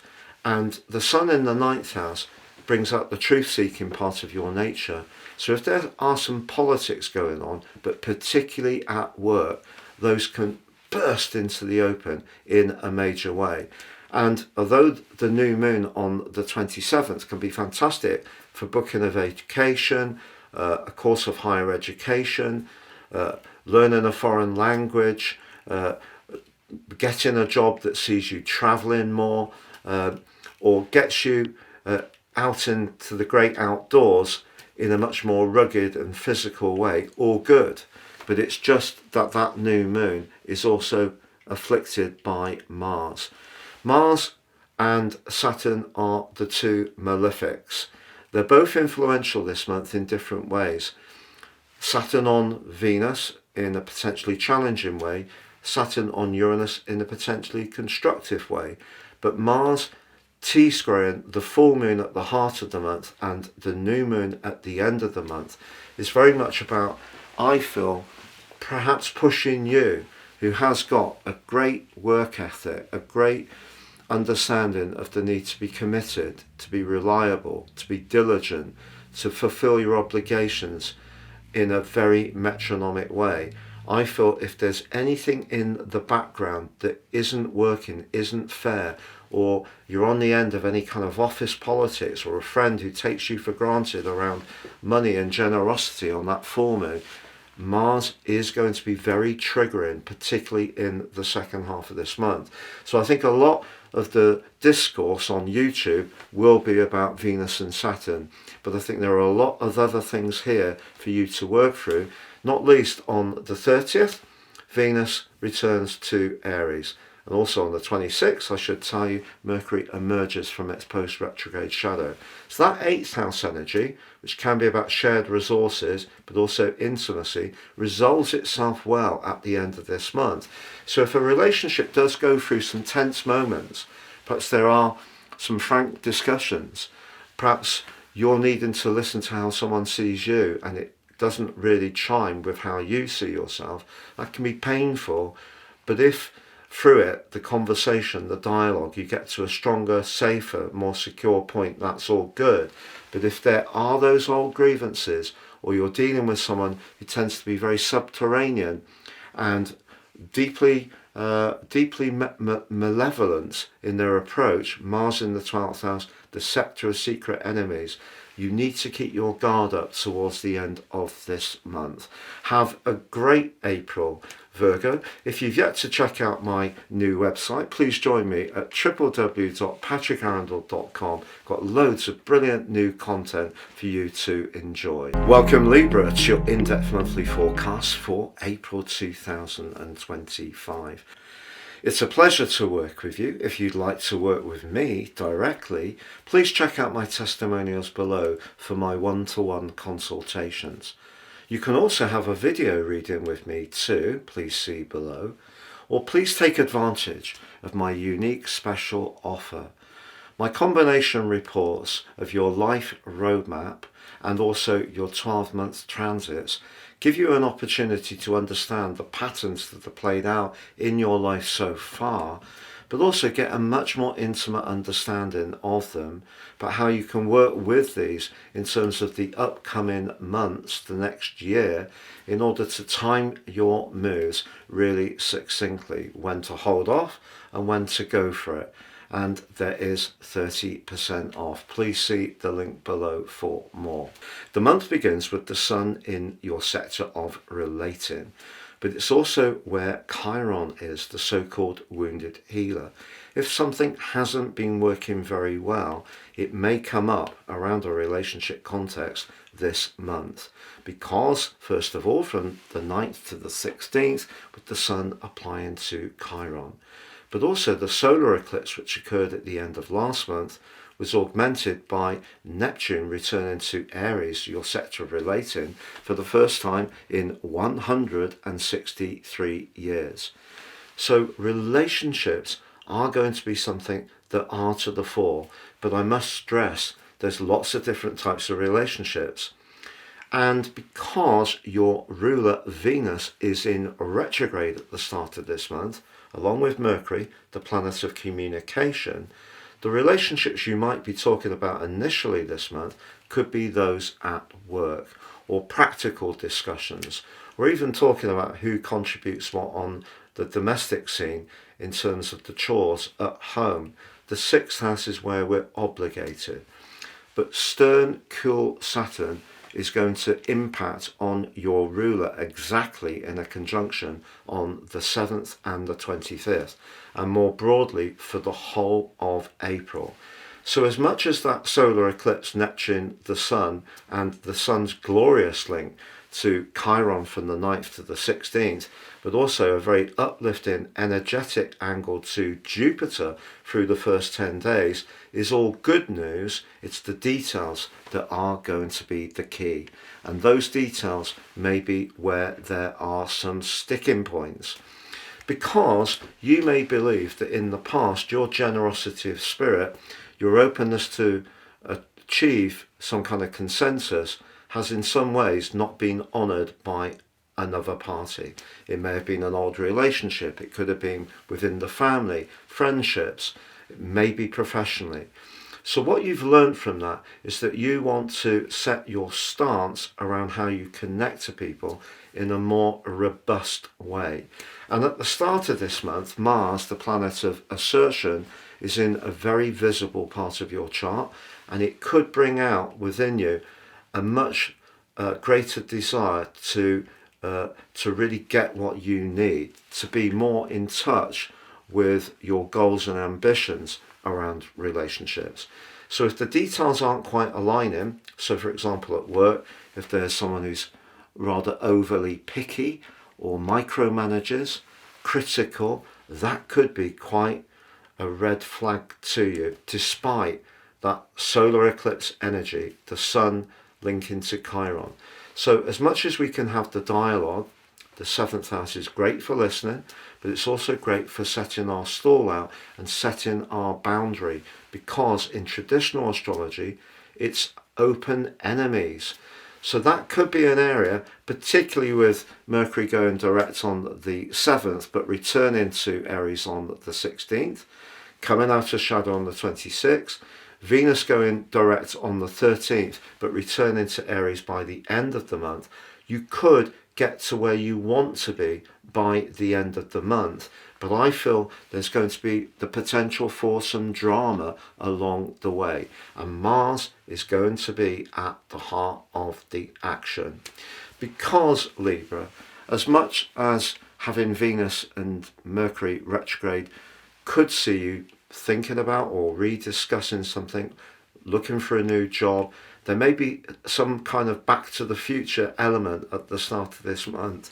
Getting down into the detail of whatever it is going to be critical, which brings us to the full moon of the 13th, because it's in your sign. And if you don't feel heard and you don't feel appreciated or respected, your response over the following 2 weeks, despite the fact that your ruler goes direct on the 13th, can be very powerful indeed, because Mars in Cancer T-squares that full moon. So it can be a turbulent full moon, because that Aries energy is very much about you attuning, leaning into what others want, but the moon energy is reminding you about understanding what's right for you. And the Saturn-Venus energy asks you not to forget about the details which are important. So in other words, don't give away your power too easily. But on the 18th, Mars moves back into a part of your chart which can be very social. It's going to be here through to the middle of June. And as time goes on, that can bring some blessings, but it's unlikely to do that straight away. Mars is one of the 2 malefics. The other is Saturn. So Saturn's the greater malefic, is potentially oppressing your ruler Venus this month. It is forging a very fine link with Uranus. So if you can analyse your finances in a very detailed way, but be open to some fresh approaches, some good news financially or business-wise could develop this month. But Mars moving into your 11th house can make you quite idealistic. In terms of Mars's energy, where it requires a lot of attention, but it's also about action and impatience, the 11th house is actually a good place for Mars to be, because it makes us more conscious of what other people need. It's just as Mars returns to Leo, it's directly opposite Pluto in your sister air sign of Aquarius. That 11th, 5th house energy is about trying to balance your time, but cutting through them is the Sun, which moves into Taurus on the 19th. And however much dialogue there is early in the month with that 7th house energy, once the Sun gets to the 8th house, it's either all in or it can be all out. So just be conscious of that. These are very powerful influences. This is probably one of the most complex months for many a moon. It really is quite stunning, because Mars opposite Pluto can be about desire central. For example, if there is someone that you find almost irresistible, the relating side of your nature could make way for the need to do something more impulsively, particularly with the Sun in the 8th house, which can be about sex, intimacy, money.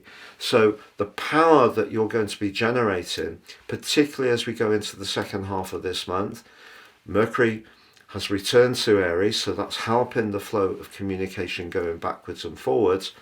But on the new moon of the 27th, Mars is still having a huge impact. That new moon ordinarily would be great to think about long-term finance, investment, entrepreneurship, things like shares, pensions, inheritances, that kind of stuff. But it can also be where we do want to feel a matched commitment to where we're most devoted.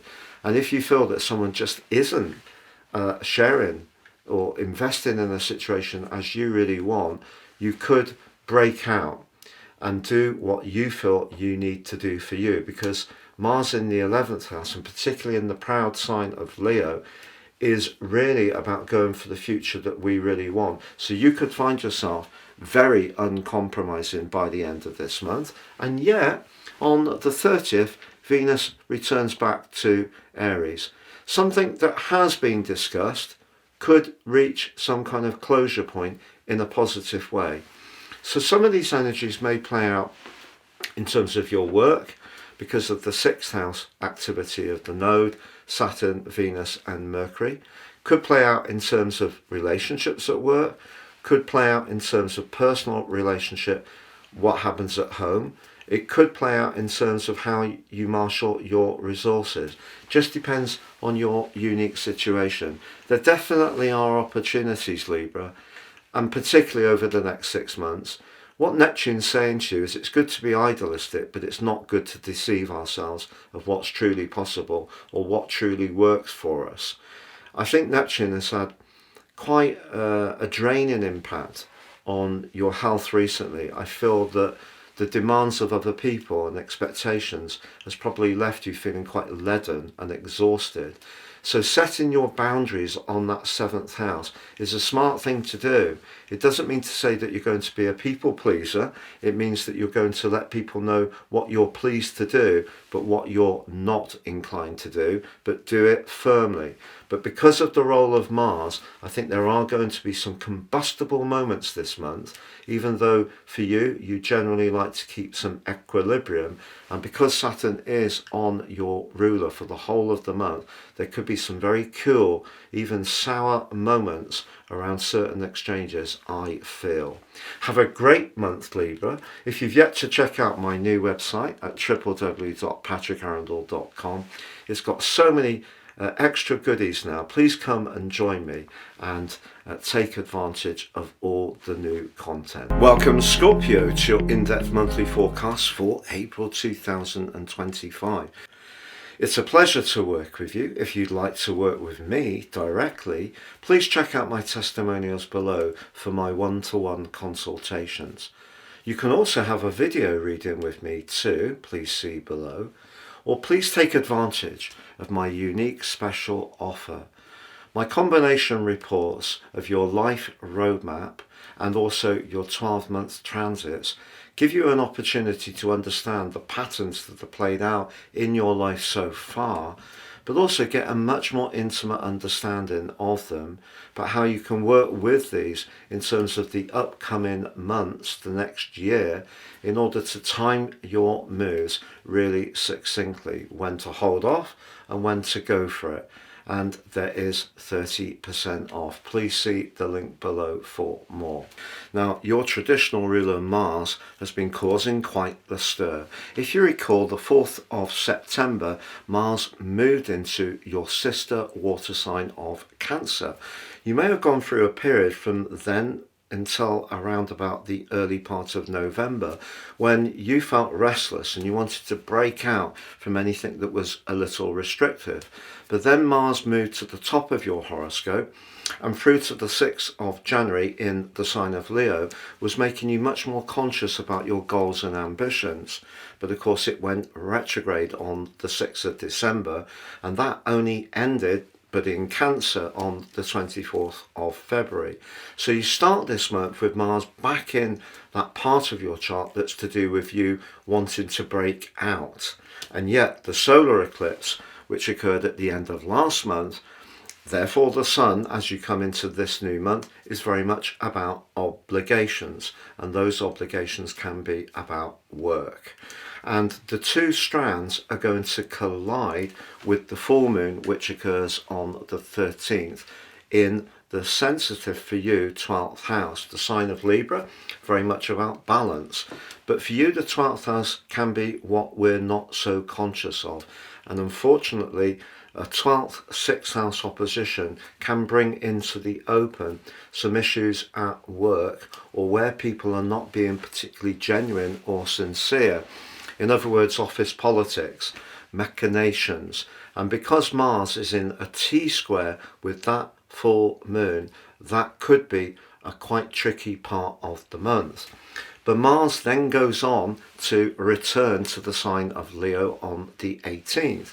And through to the middle of June, it's going to prime up a part of your nature that wants to be more assertive. It can make you more goal orientated, and something that you may have started to grapple with at the start of November last year, which didn't really get going in quite the way you wanted at the start of this year. You can become even more determined to punch through and to seize the golden prize. It's just that on the 19th, the Sun moves into your opposite sign, relationships, and we have then a T-square between your two ruling planets. So the Sun is the top of the T, and Mars in a very visible location where you connect to the world, and Pluto in a very emotional part of your chart. And the tension from that could be palpable, particularly around any relationship which is not working well. And it could be just down to who gets their own way. So whether it's at work and professionally or in your personal situation, if you feel you're on the end of someone's overbearing attitudes and controlling approach, that could be something that you find very unpalatable. But equally, you need to be conscious of how other people perceive you. So winding back to the start of this month, yes, we can think about Mercury and Venus being in retrogrades as we start the month, in the playful for you, even flirtatious 5th house. But when it comes to your love life, particularly a matrimonial relationship or a live-in relationship that's been for the long term, the fact that Venus connects to Saturn for much of this month could be quite testing. And therefore, Mars in your sector of freedom for the first half of the month, Mars in your sector of assertion and power in the second half of the month, that's going to have a major impact on some of the more delicate energies that are playing out in the sign of Pisces. So, Mercury and Venus could instigate a discussion at the start of this month, which is actually constructive, because sometimes when we have retrogrades, we can see them as just bringing disruptive energies and things that cause things to not work, particularly with Mercury, of course. But Venus retrograde in the sign of Pisces could see you rethinking what you want or how you express your talents, because the 5th house in Pisces is brilliant. You know, if you're a maker, a creator, an artist, a performer, or you have other talents that you want to share with people, I feel that Venus and Mercury in the conjunction and the role of Saturn are asking you to take those seriously. So if you're not taking the parts of life which can be fun seriously enough, because sometimes even the things we enjoy, we still have to apply ourselves. So that's the lesson of Saturn. But we also have the Sun applying in a terrific angle to Jupiter at the start of this month. And Jupiter for you is in the part of your chart to do with your long-term finances. And if you've got a plan that you feel positive about, but you've also done your detailed research and you put the effort in that Saturn's demanded in terms of the flair and artistry, you could have some kind of big step forward. So please don't see Mercury and Venus in retrograde and even Venus in the conjunction with Saturn only as challenging influences. They can bring opportunities. There's no doubt about it that if you're in a romantic relationship which is really stumbling, Venus and Saturn in the conjunction can bring things to an end, particularly with that very complex T-square which occurs around the 19th.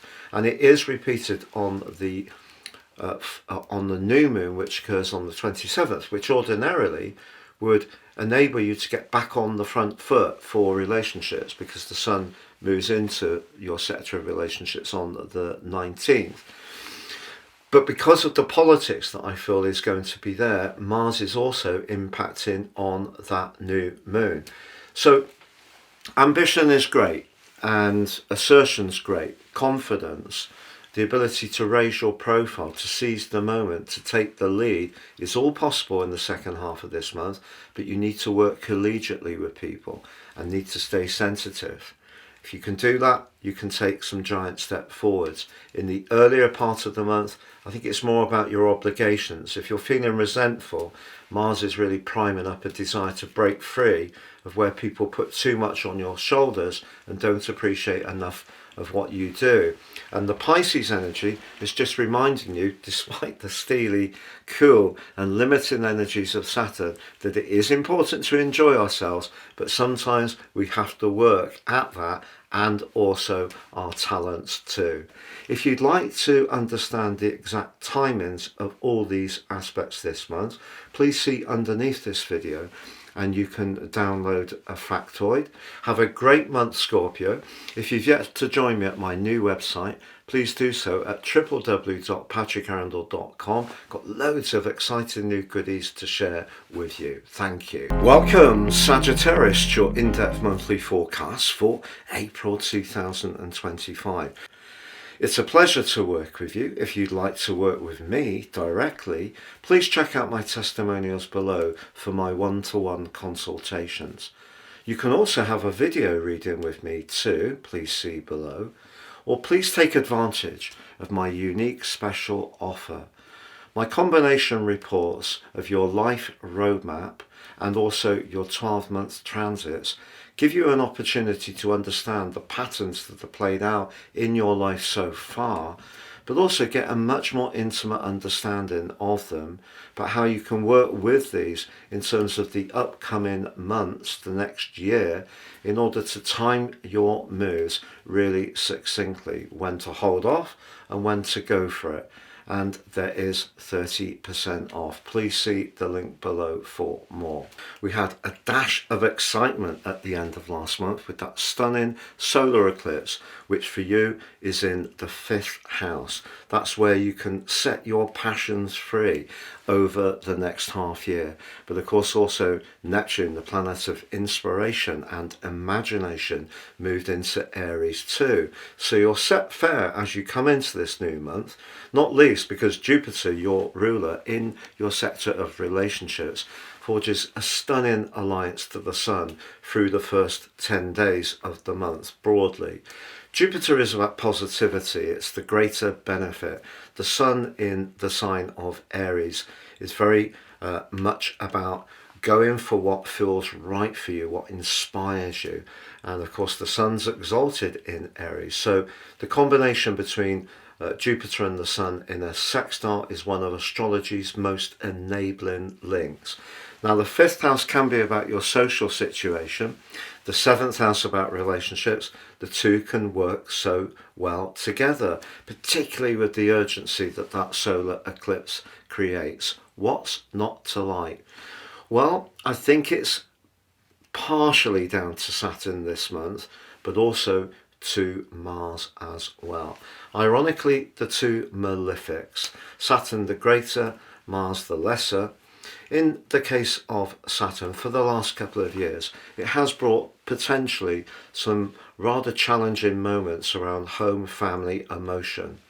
There may have been times when you felt quite low, quite exposed, quite vulnerable, or perhaps there have been some physical issues that you've had to get through, actually finding somewhere to live or being in an environment that worked for you. Perhaps it didn't work for you and you had to move again, or the actual home you've got has got some weaknesses, and Saturn may have emphasized those.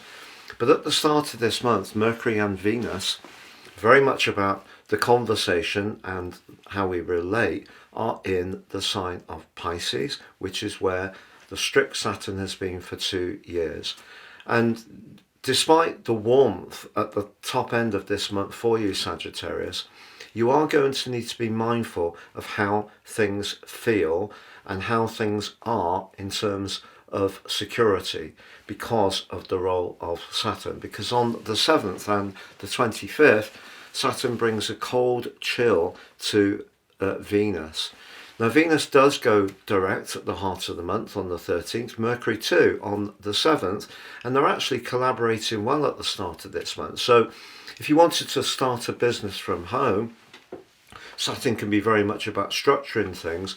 Venus and Mercury in the 4th house, brilliant for some kind of enterprise. It could be a sideline, maybe a part-time role, juggling around another job you have, or children, or looking after older parents. But that 4th house energy needs to work well for you. So there's a lot of effusive, bubbly and outgoing stuff the top end of the month, but it's how it feels. If you're really in touch with staying safe and strong about protecting your emotional world, there's lots to go for this month.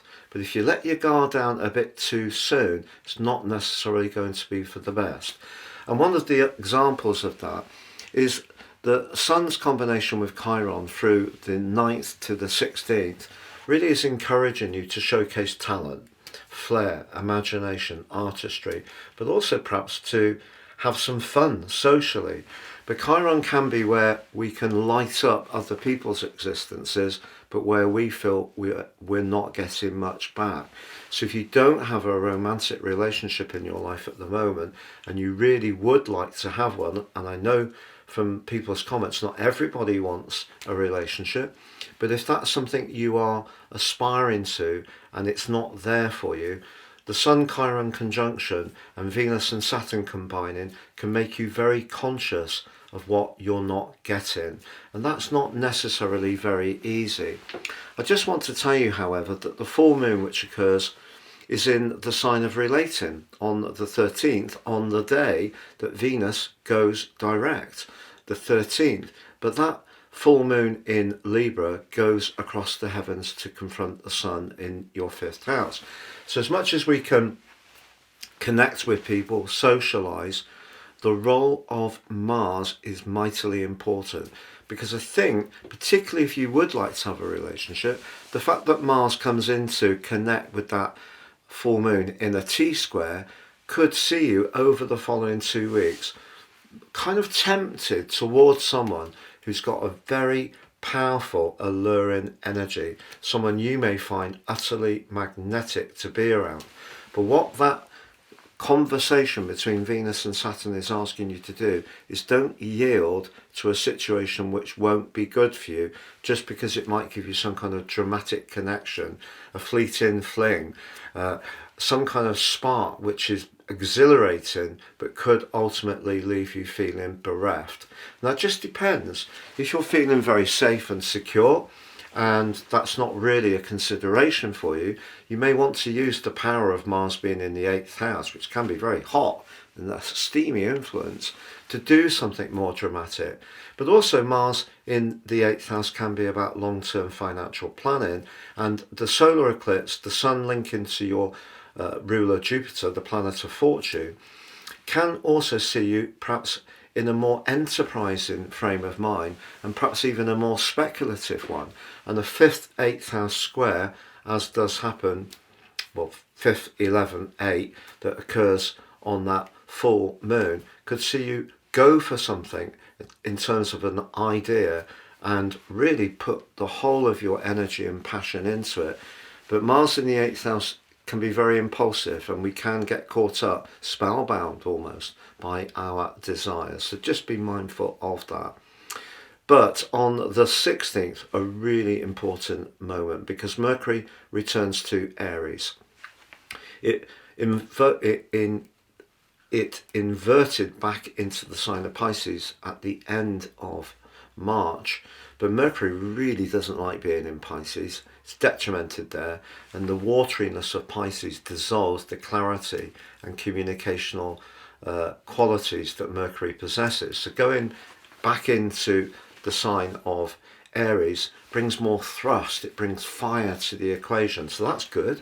But then Mars, the planet which is very important in terms of your zodiac sign because it rules the second decan of your sign, sub-rules, that moves into the fire sign of Leo on the 18th. If you recall, Mars was in the sign of Leo from the early part of November through to the 6th of January.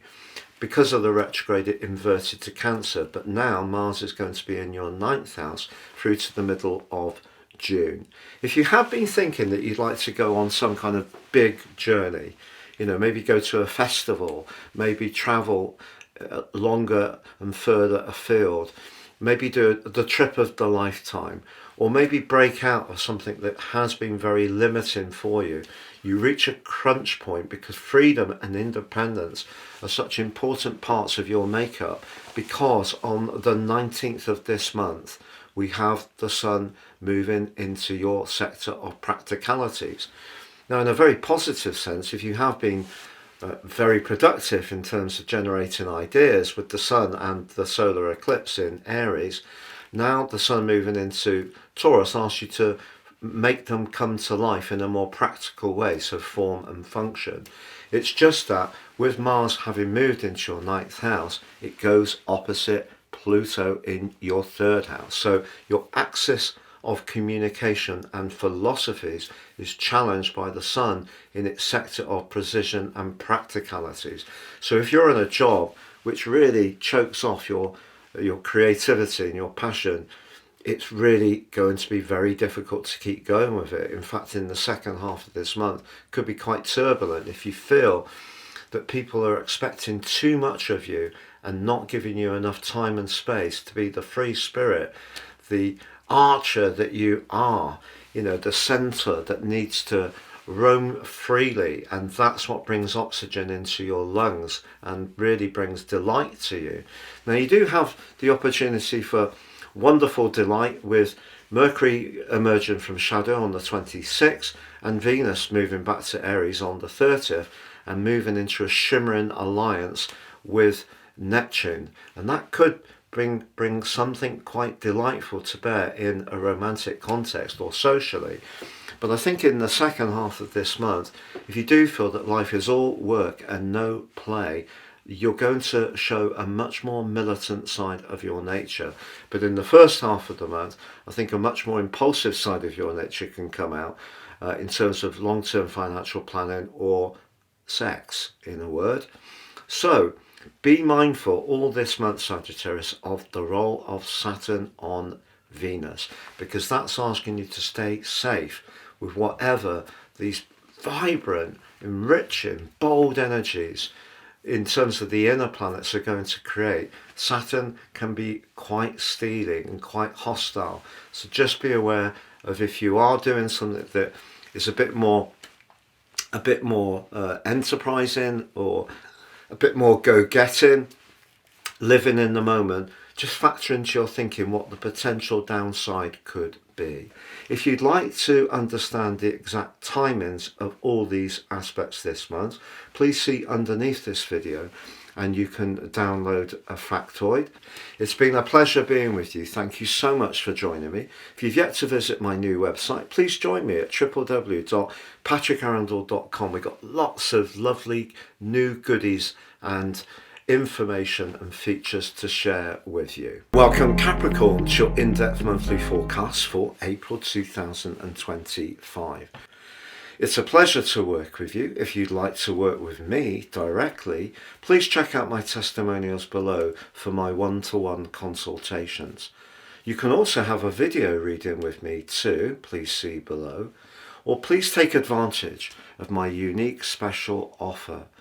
My combination reports of your life roadmap and also your 12-month transits give you an opportunity to understand the patterns that are played out in your life so far, but also get a much more intimate understanding of them, but how you can work with these in terms of the upcoming months, the next year, in order to time your moves really succinctly, when to hold off and when to go for it.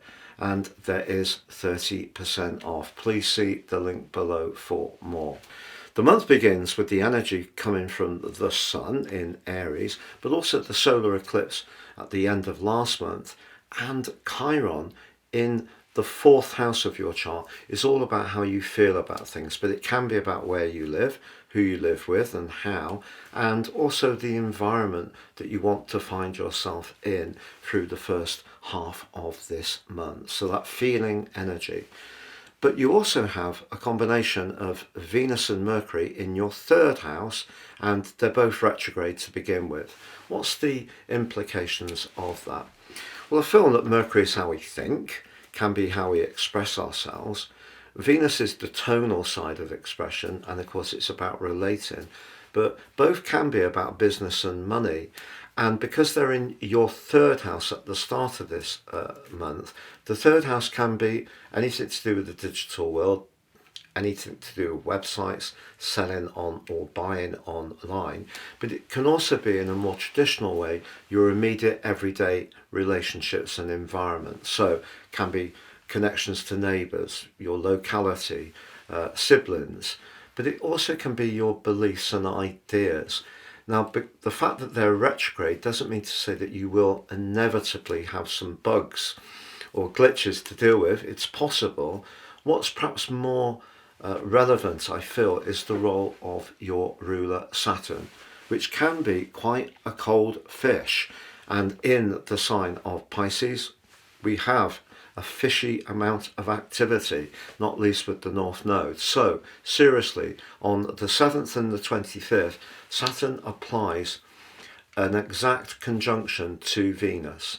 If there is a weakness around someone that you're connected to in your everyday world, or someone sees something or has a different worldview or an ideology from you, it could cause quite a cool encounter to occur.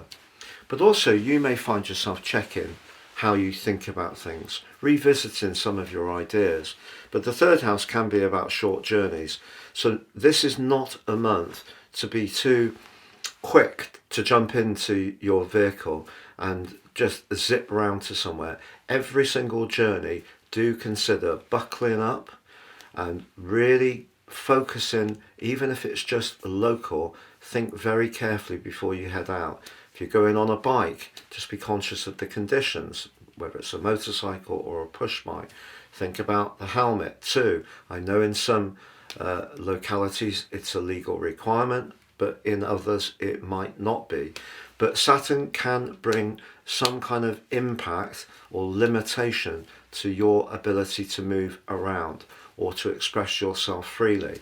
So because of the energy in your fourth house of emotion and the way that ideas or feelings are expressed, you might find that things are a little cool at times this month. Now, once Mercury goes direct on the 7th and Venus on the 13th, that will help. Also, because of the retrograde, you may be talking through something that got stuck before when they were both in Pisces. Because if you recall, they both moved into Aries. They're going to move back to Aries this month as well. So you may be going over old ground in order to create some clarity. However, in the first half of this month, Mars, the planet of passion, does continue in your sector of relating. And in some ways, I feel Mars in the 7th house has been good because it's helped you to set a boundary. But Mars in the 7th house can seem to other people rather over assertive at times, which brings us to the full moon of the 13th, because Mars is going to impact the position of the Sun and also the Moon. Your feelings are going to be much closer to the surface on that event for the following 2 weeks. That Venus goes direct on the same day, and Mercury on the 16th is part of an improving flow. But because of Mars, if there's something that you're wanting to reset, and it could be your work-life balance, the conversations you need to have, you do need to choose your words very carefully, because even if you're being utterly sincere, saying what you mean, meaning what you say, very Capricorn, but also very Saturn conjunct Venus, it might not be how the other person hears it. They could hear you as being very harsh or unyielding and unbending. So when we get to that moon, that full moon, and with the moon in your 10th house, however you're feeling, it will be very difficult to disguise it. And with Mars intersecting the position of the Sun and also the moon in a T-square, that can bring out a part of you, a need to push back if you feel that people aren't being as caring and supportive of you as they should be. Now, you may be absolutely right, but it reminds me of that old maxim of not what we say, of how we say it. And if there has been some unsettled stuff in your family history, some breakdowns in communication, the fact the Sun links to Chiron from the 9th to the 16th does give you an opportunity to revisit this. You might not decide to pick up the phone and make contact, but perhaps you can make more sense of what happened. That's a definite possibility. I should also say to you that as much as Saturn on Venus can be challenging, it can create a real atmosphere of reality, and it does forge a brilliant link to Uranus all through this month. So if you're wanting to convey an idea that is inspiring, but you're breaking it down into digestible pieces of information, even if it's a different kind of idea, you could see a project or plan take a big step forwards. However, by the 19th, you get some celestial support in terms of element, because the Sun moves into your fellow Earth sign of Taurus, which is the 5th house. The soul searching that can go on with the 4th house makes way for a much warmer, vibrant, more outgoing and energized vibe, which will take you through to the end of the month. What's not to like?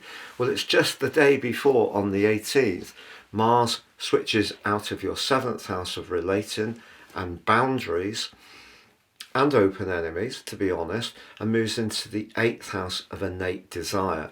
But the 8th, 5th house square to the Sun, but also from the 8th to the 2nd house opposition to Pluto, suggests that you could find, even for your sign that has a reputation for being very thoughtful before you make any big decisions, you may find yourself much more impulsive about spending money, and particularly on the new moon of the 25th, because a 5th house new moon can be joyful, it can be about pleasure, fun, sociability, creativity, self-expression, but it can also be about speculation.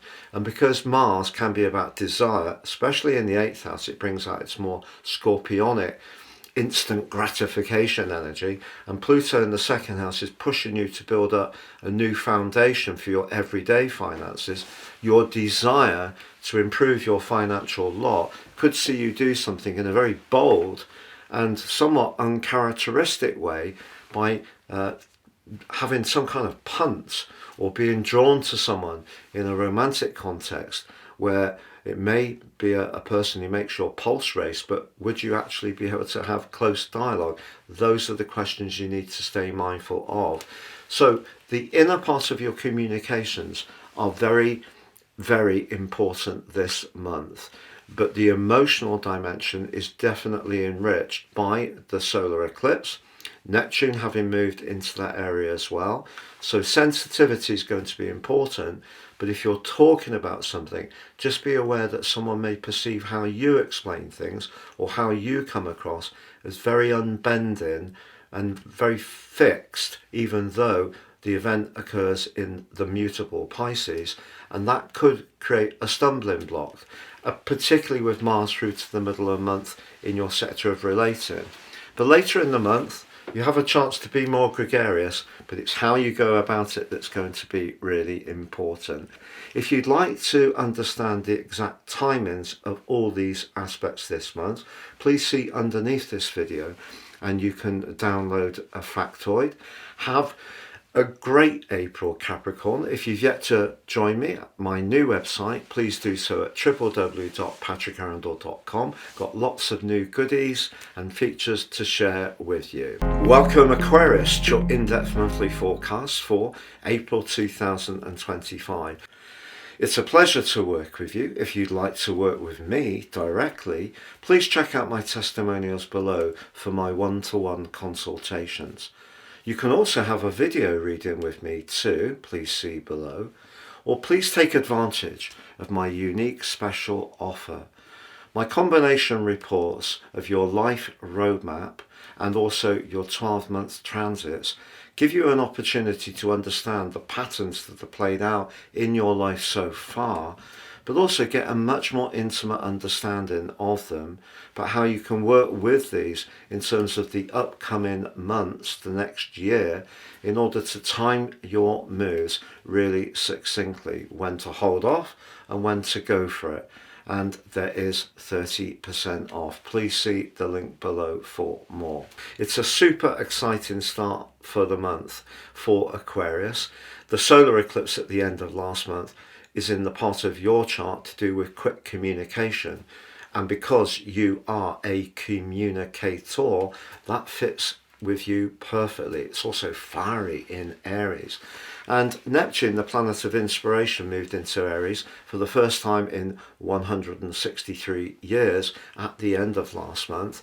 And that's going to be forging a very positive angle to the planet of transformation, Pluto, in your sign. That's all great stuff. But also the solar eclipse doesn't just feed into this month, it feeds into the next 6 months. So whatever it is that you're enthusiastic about, whether it's interacting socially with your friends, whether it's technology, whether it's a business idea, an interest, you can be so bubbly and vivacious over this next half year. And Neptune's going to help you shape your ideas in a very positive way. But there's more. Jupiter, the planet of good luck, the greater benefit, links magnificently to the Sun at the start of this month.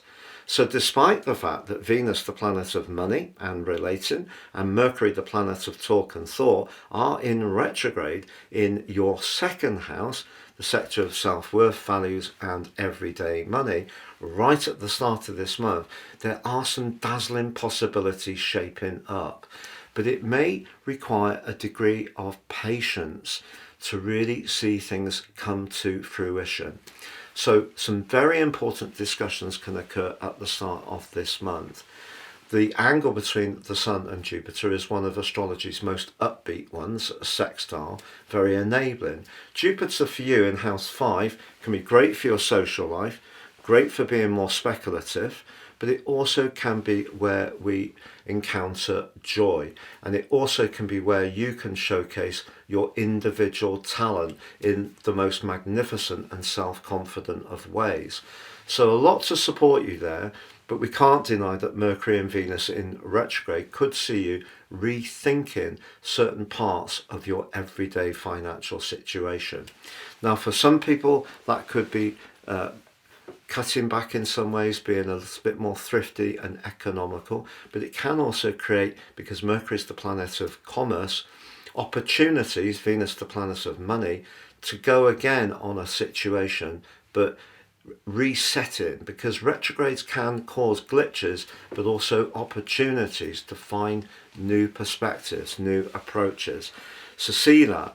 Also from the 9th to the 16th, the Sun is connecting closely to Chiron.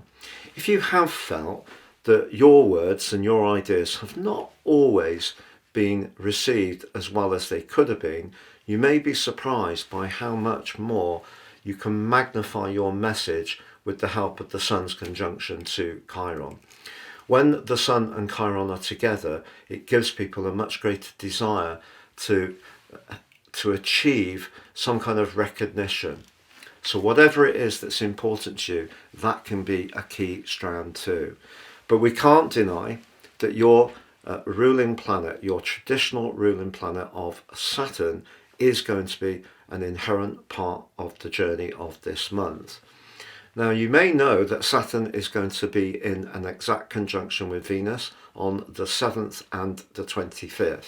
If you are discussing contractually a financial matter, you could have to be very tactful, but also very patient. You might not get exactly what you want straight away. You also may feel, if you're not having that discussion, that your financial glass is somewhat half empty. So even though the big picture is very exciting, the results might not manifest themselves straight away. But Saturn does operate in another way this month, very constructively for you, forging a brilliant sextile to your modern ruler of Uranus. Think back to those 5 months of 2018 when Uranus first moved into Taurus and clashed with Mars in Aquarius.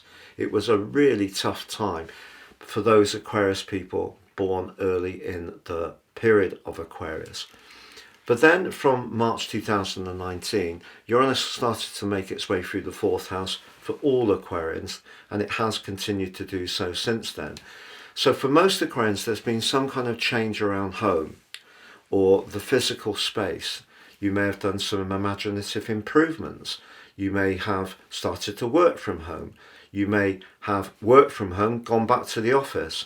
There may have been unsettled conditions around your family life. There may have been separations, quite frankly. But Uranus and Saturn collaborate brilliantly all through this month.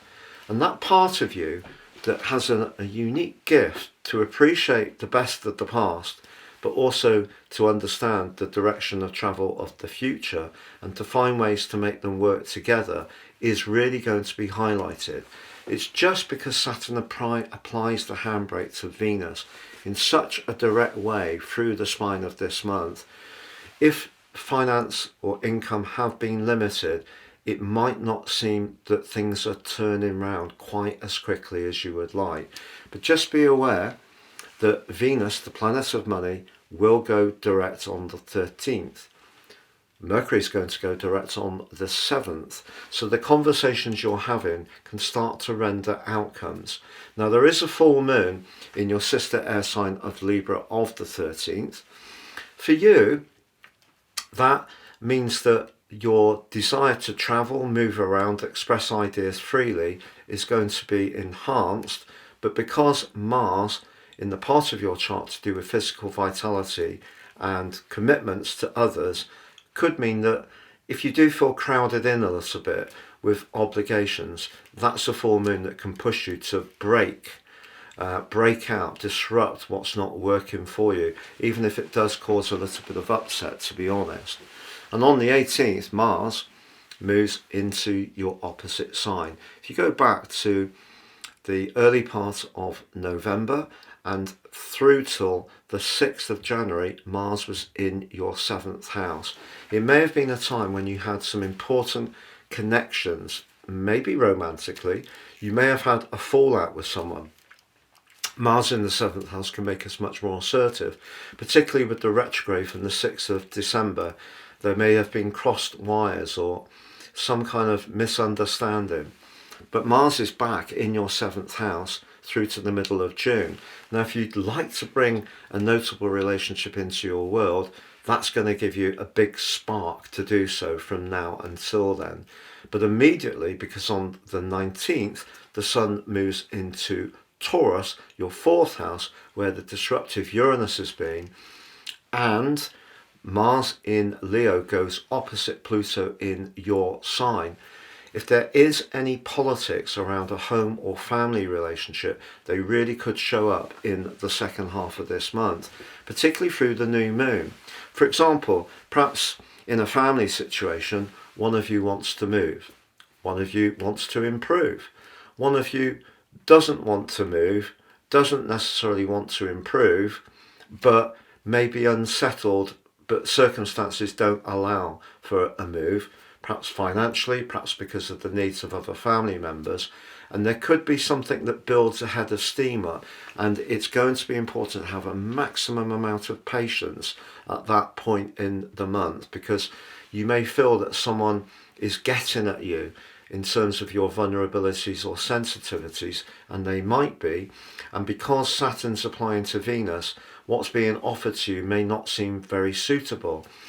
But by the 26th, Mercury, which returns to Aries on the 16th, that's very helpful to you. The 26th, it comes out of shadow. The 30th, Venus returns to Aries.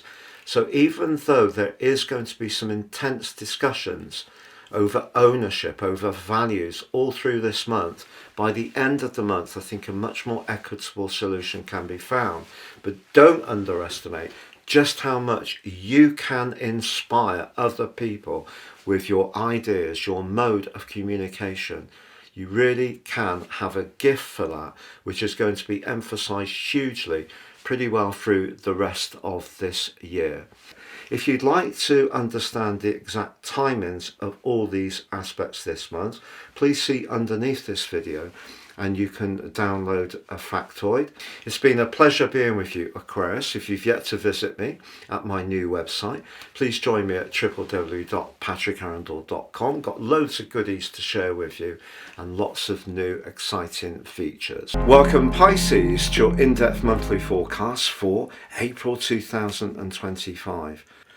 It's a pleasure to work with you. If you'd like to work with me directly, please check out my testimonials below for my one-to-one consultations. You can also have a video reading with me too, please see below, or please take advantage of my unique special offer. My combination reports of your life roadmap and also your 12-month transits give you an opportunity to understand the patterns that are played out in your life so far, but also get a much more intimate understanding of them, but how you can work with these in terms of the upcoming months, the next year, in order to time your moves really succinctly, when to hold off and when to go for it. And there is 30% off. Please see the link below for more. There are some very distinct strands of activity this month. In some ways they're meshing together, in some ways they compete. The story begins with the collective in Pisces. Saturn's been with you for the last couple of years. Saturn visits every 29.5 years, but it does go through 3 retrogrades. So it depends where we have the Sun or the Ascendant, how many times we get the hit. But this month, Saturn is going to be applying to Venus, starting the month in retrograde in your sign on the 7th and the 25th. Now Venus does go direct on the 13th. Mercury, also retrograde at the start of the month, is pretty close to Venus through the first 12 days. They're never going to get into an exact conjunction, but they can still be very helpful to you. Now we all know that retrogrades can cause delays, cross wires, frustrations, but I think something you did try to do creatively or imaginatively or romantically last month, particularly in the early part of the month, that didn't quite gain traction, may have required you to rethink, reassess. And Saturn applies to Venus on the 7th and the 25th. And you could be pushed to show more self-discipline in order to demonstrate your talents, or it may be around a romantic situation, that some kind of physical impediment. It may be the availability of someone, it may be where they live, it may be they've got family constraints or children to think of. Something can just seem to stop the flow. But I want you to know this, Pisces, because flaming up in Aries is the power of the solar eclipse which occurred at the end of last month, but also the Sun, Chiron, and Neptune. Neptune, your modern ruler, moved into Aries at the end of last month.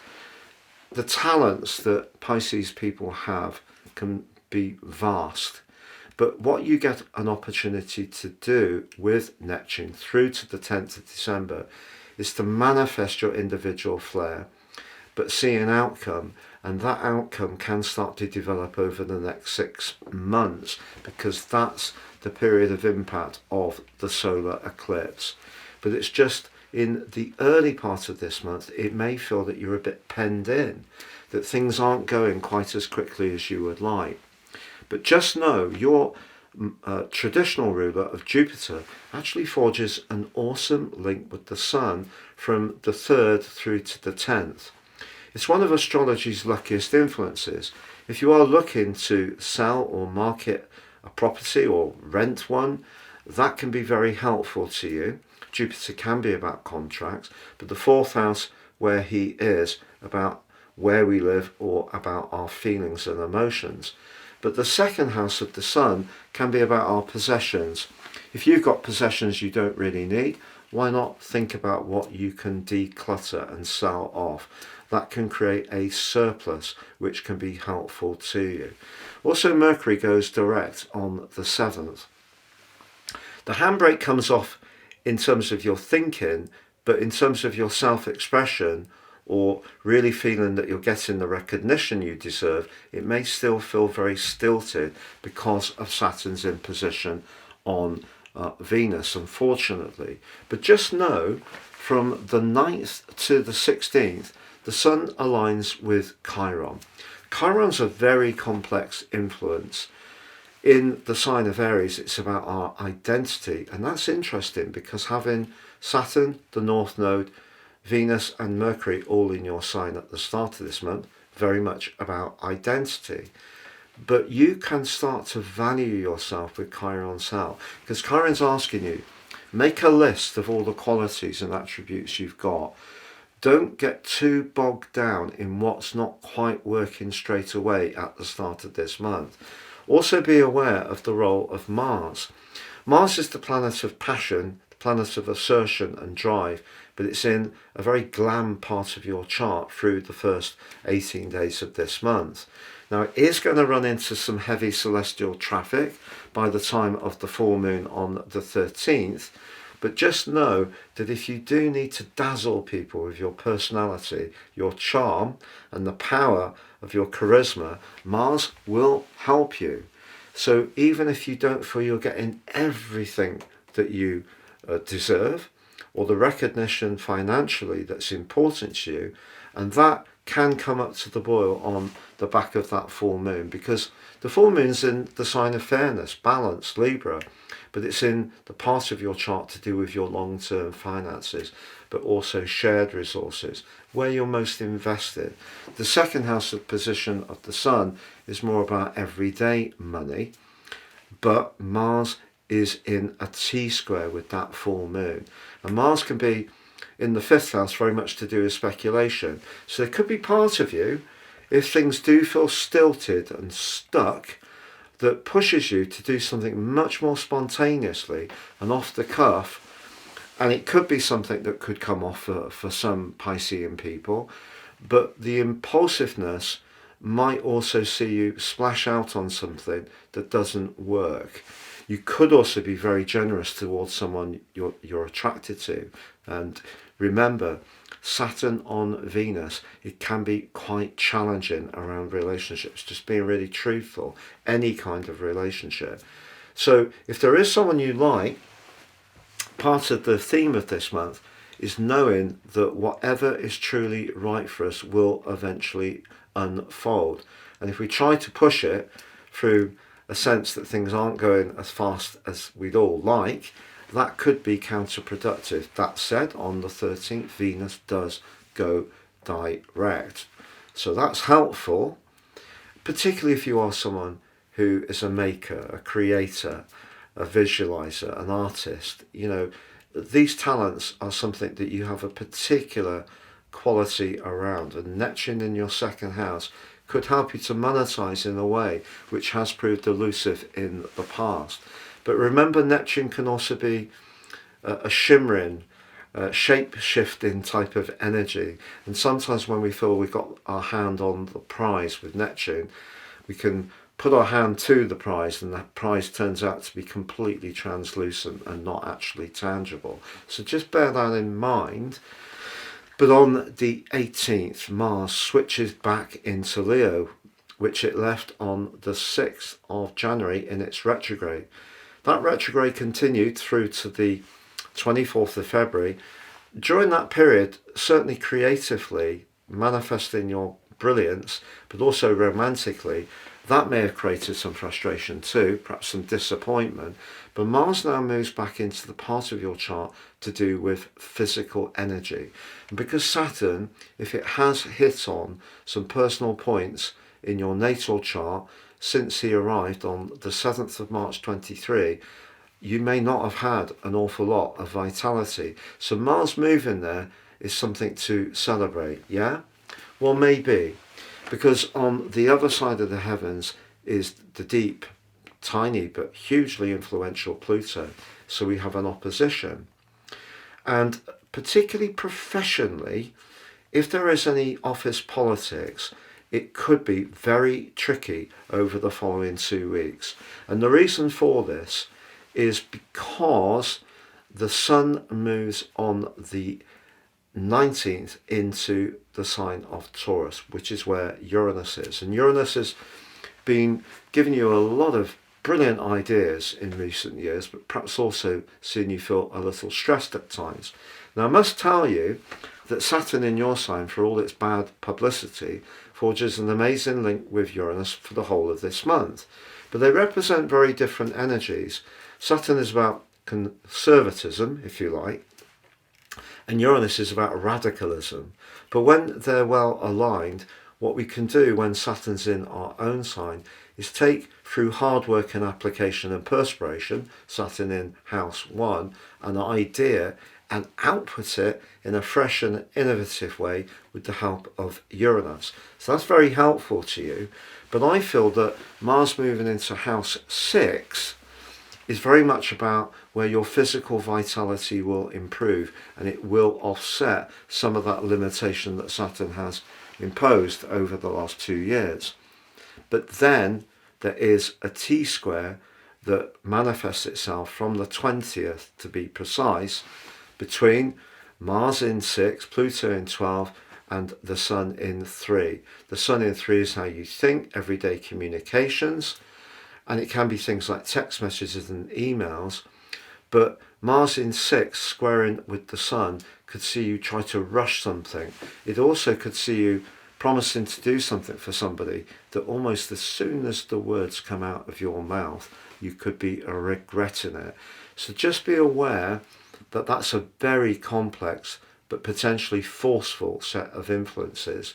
And also your thinking could get a little overloaded, and you could stress yourself out a bit, particularly if you're a very conscientious Pisces, which Pisces people can be. So just be aware that you need to use the physical energy of Mars well, but that doesn't mean to say promising to do too much or trying indeed to be too productive too quickly. But that brings us to the 26th, because, so I should have said on the 16th, Mercury switches out of your sign and back into Aries. But I think that can be good. Mercury doesn't like being in Pisces, to be honest. Pisces is a shimmering, mesmeric, enchanting energy, but Mercury likes facts and figures, and it likes quick, clear communication. So it's muddled in Pisces. Moving back into Aries, it does link with Neptune straight away. But that inspiration that you often bring to situations can be boxed together with the ability to express your ideas very succinctly. But I digress. By the the 26th, Mercury comes out of its post-retrograde shadow. And something that you did set in train in March that has seemed to have slowed down, got blocked, you could get some good news financially. And that good news can be further enhanced by Venus at the very end of this month, leaves your sign, switches back to Aries. Venus in the second house usually brings a prize, and I really hope it does for you. But just be aware that the new moon of the 27th is very much about quick communication. And if you have got ideas you want to express, that's a platform to do so. But also be aware that Mars and Pluto are still broadly feeding into that energy. So I wouldn't rush anything when it comes to journeys, commitments, promises. Be aware that Pluto in the 12th house is connecting you to a deep part of your being, and you're only really in phase 3 of the whole process, which is going to go on in totality through to 244. Pluto visits you briefly in 243, so you've got a long time of Pluto going through house 12. It can be extraordinarily complex, and it can be about situations where trust breaks down, people betray. It can be where things come to a close. It can be a very, very powerful influence. So Mars on the face of it is very brusque. It's about taking a step forwards in the 6th house, particularly in proud Leo, but don't rush things just because of the sun being in 3 or the new moon in house 3 either. Now, just another aside, Black Moon Lilith moves as you go into this month, or has moved into Scorpio. Scorpio for you is your 9th house, the sector of knowledge. Scorpio knowledge is often quite subterranean. It's what we don't necessarily see, but that is squaring with the modern ruler of Scorpio, Pluto, the aforementioned, for the whole of this month, but particularly from the 6th to the 30th within 3 degrees. Now, if you want to know the outline of the timings for the big influences this month, please see the link beneath this video and you can download a factoid. However, that square between Black Moon Lilith and Pluto could see you drawn or attracted towards perhaps a secret alliance or someone who's a little bit off limits, out of bounds, but you may find them, particularly if they inspire you intellectually, very hard to resist indeed. So, to summarize, Pisces, there's a big collective in your sign. It's asking you to be patient. There could be some frustration. You may not feel recognized and celebrated or rewarded as much as you should do, but the handbrake will come off by the end of this month. Rewards can come, so it's important to make sure that the flow of the available energy you've got, you're working with the best you can. Mars can help you initially, but also your ruler Jupiter can help you. Someone close to you in the family may be quite generous at the start of this month as well. Maybe it's just going to be a really thoughtful text message or gift, but it could be something more substantive. For example, perhaps the deposit on a rental, or perhaps even a mortgage. That kind of thing isn't beyond the realms of possibility, but we're sitting so close to Venus, there could be some strings attached. And then the full moon afflicted by Mars and the new moon too. So Mars goes across houses 5 and 6, but each time is squaring with the sun, and then latterly with Pluto too. So it is a complex month in some ways, but it is a month when you can start to see that all your talent, as long as you stick with it, show the dedication, keep with the program, go through the processes and believe in your value. Keep thinking about drawing things to you based on your exquisite qualities. And by the end of this month, Venus can bring you a prize. If you've yet to visit my new website at www.patrickarundell.com, please join me. We've got lots of exciting new content and goodies to share with you. All the best and goodbye.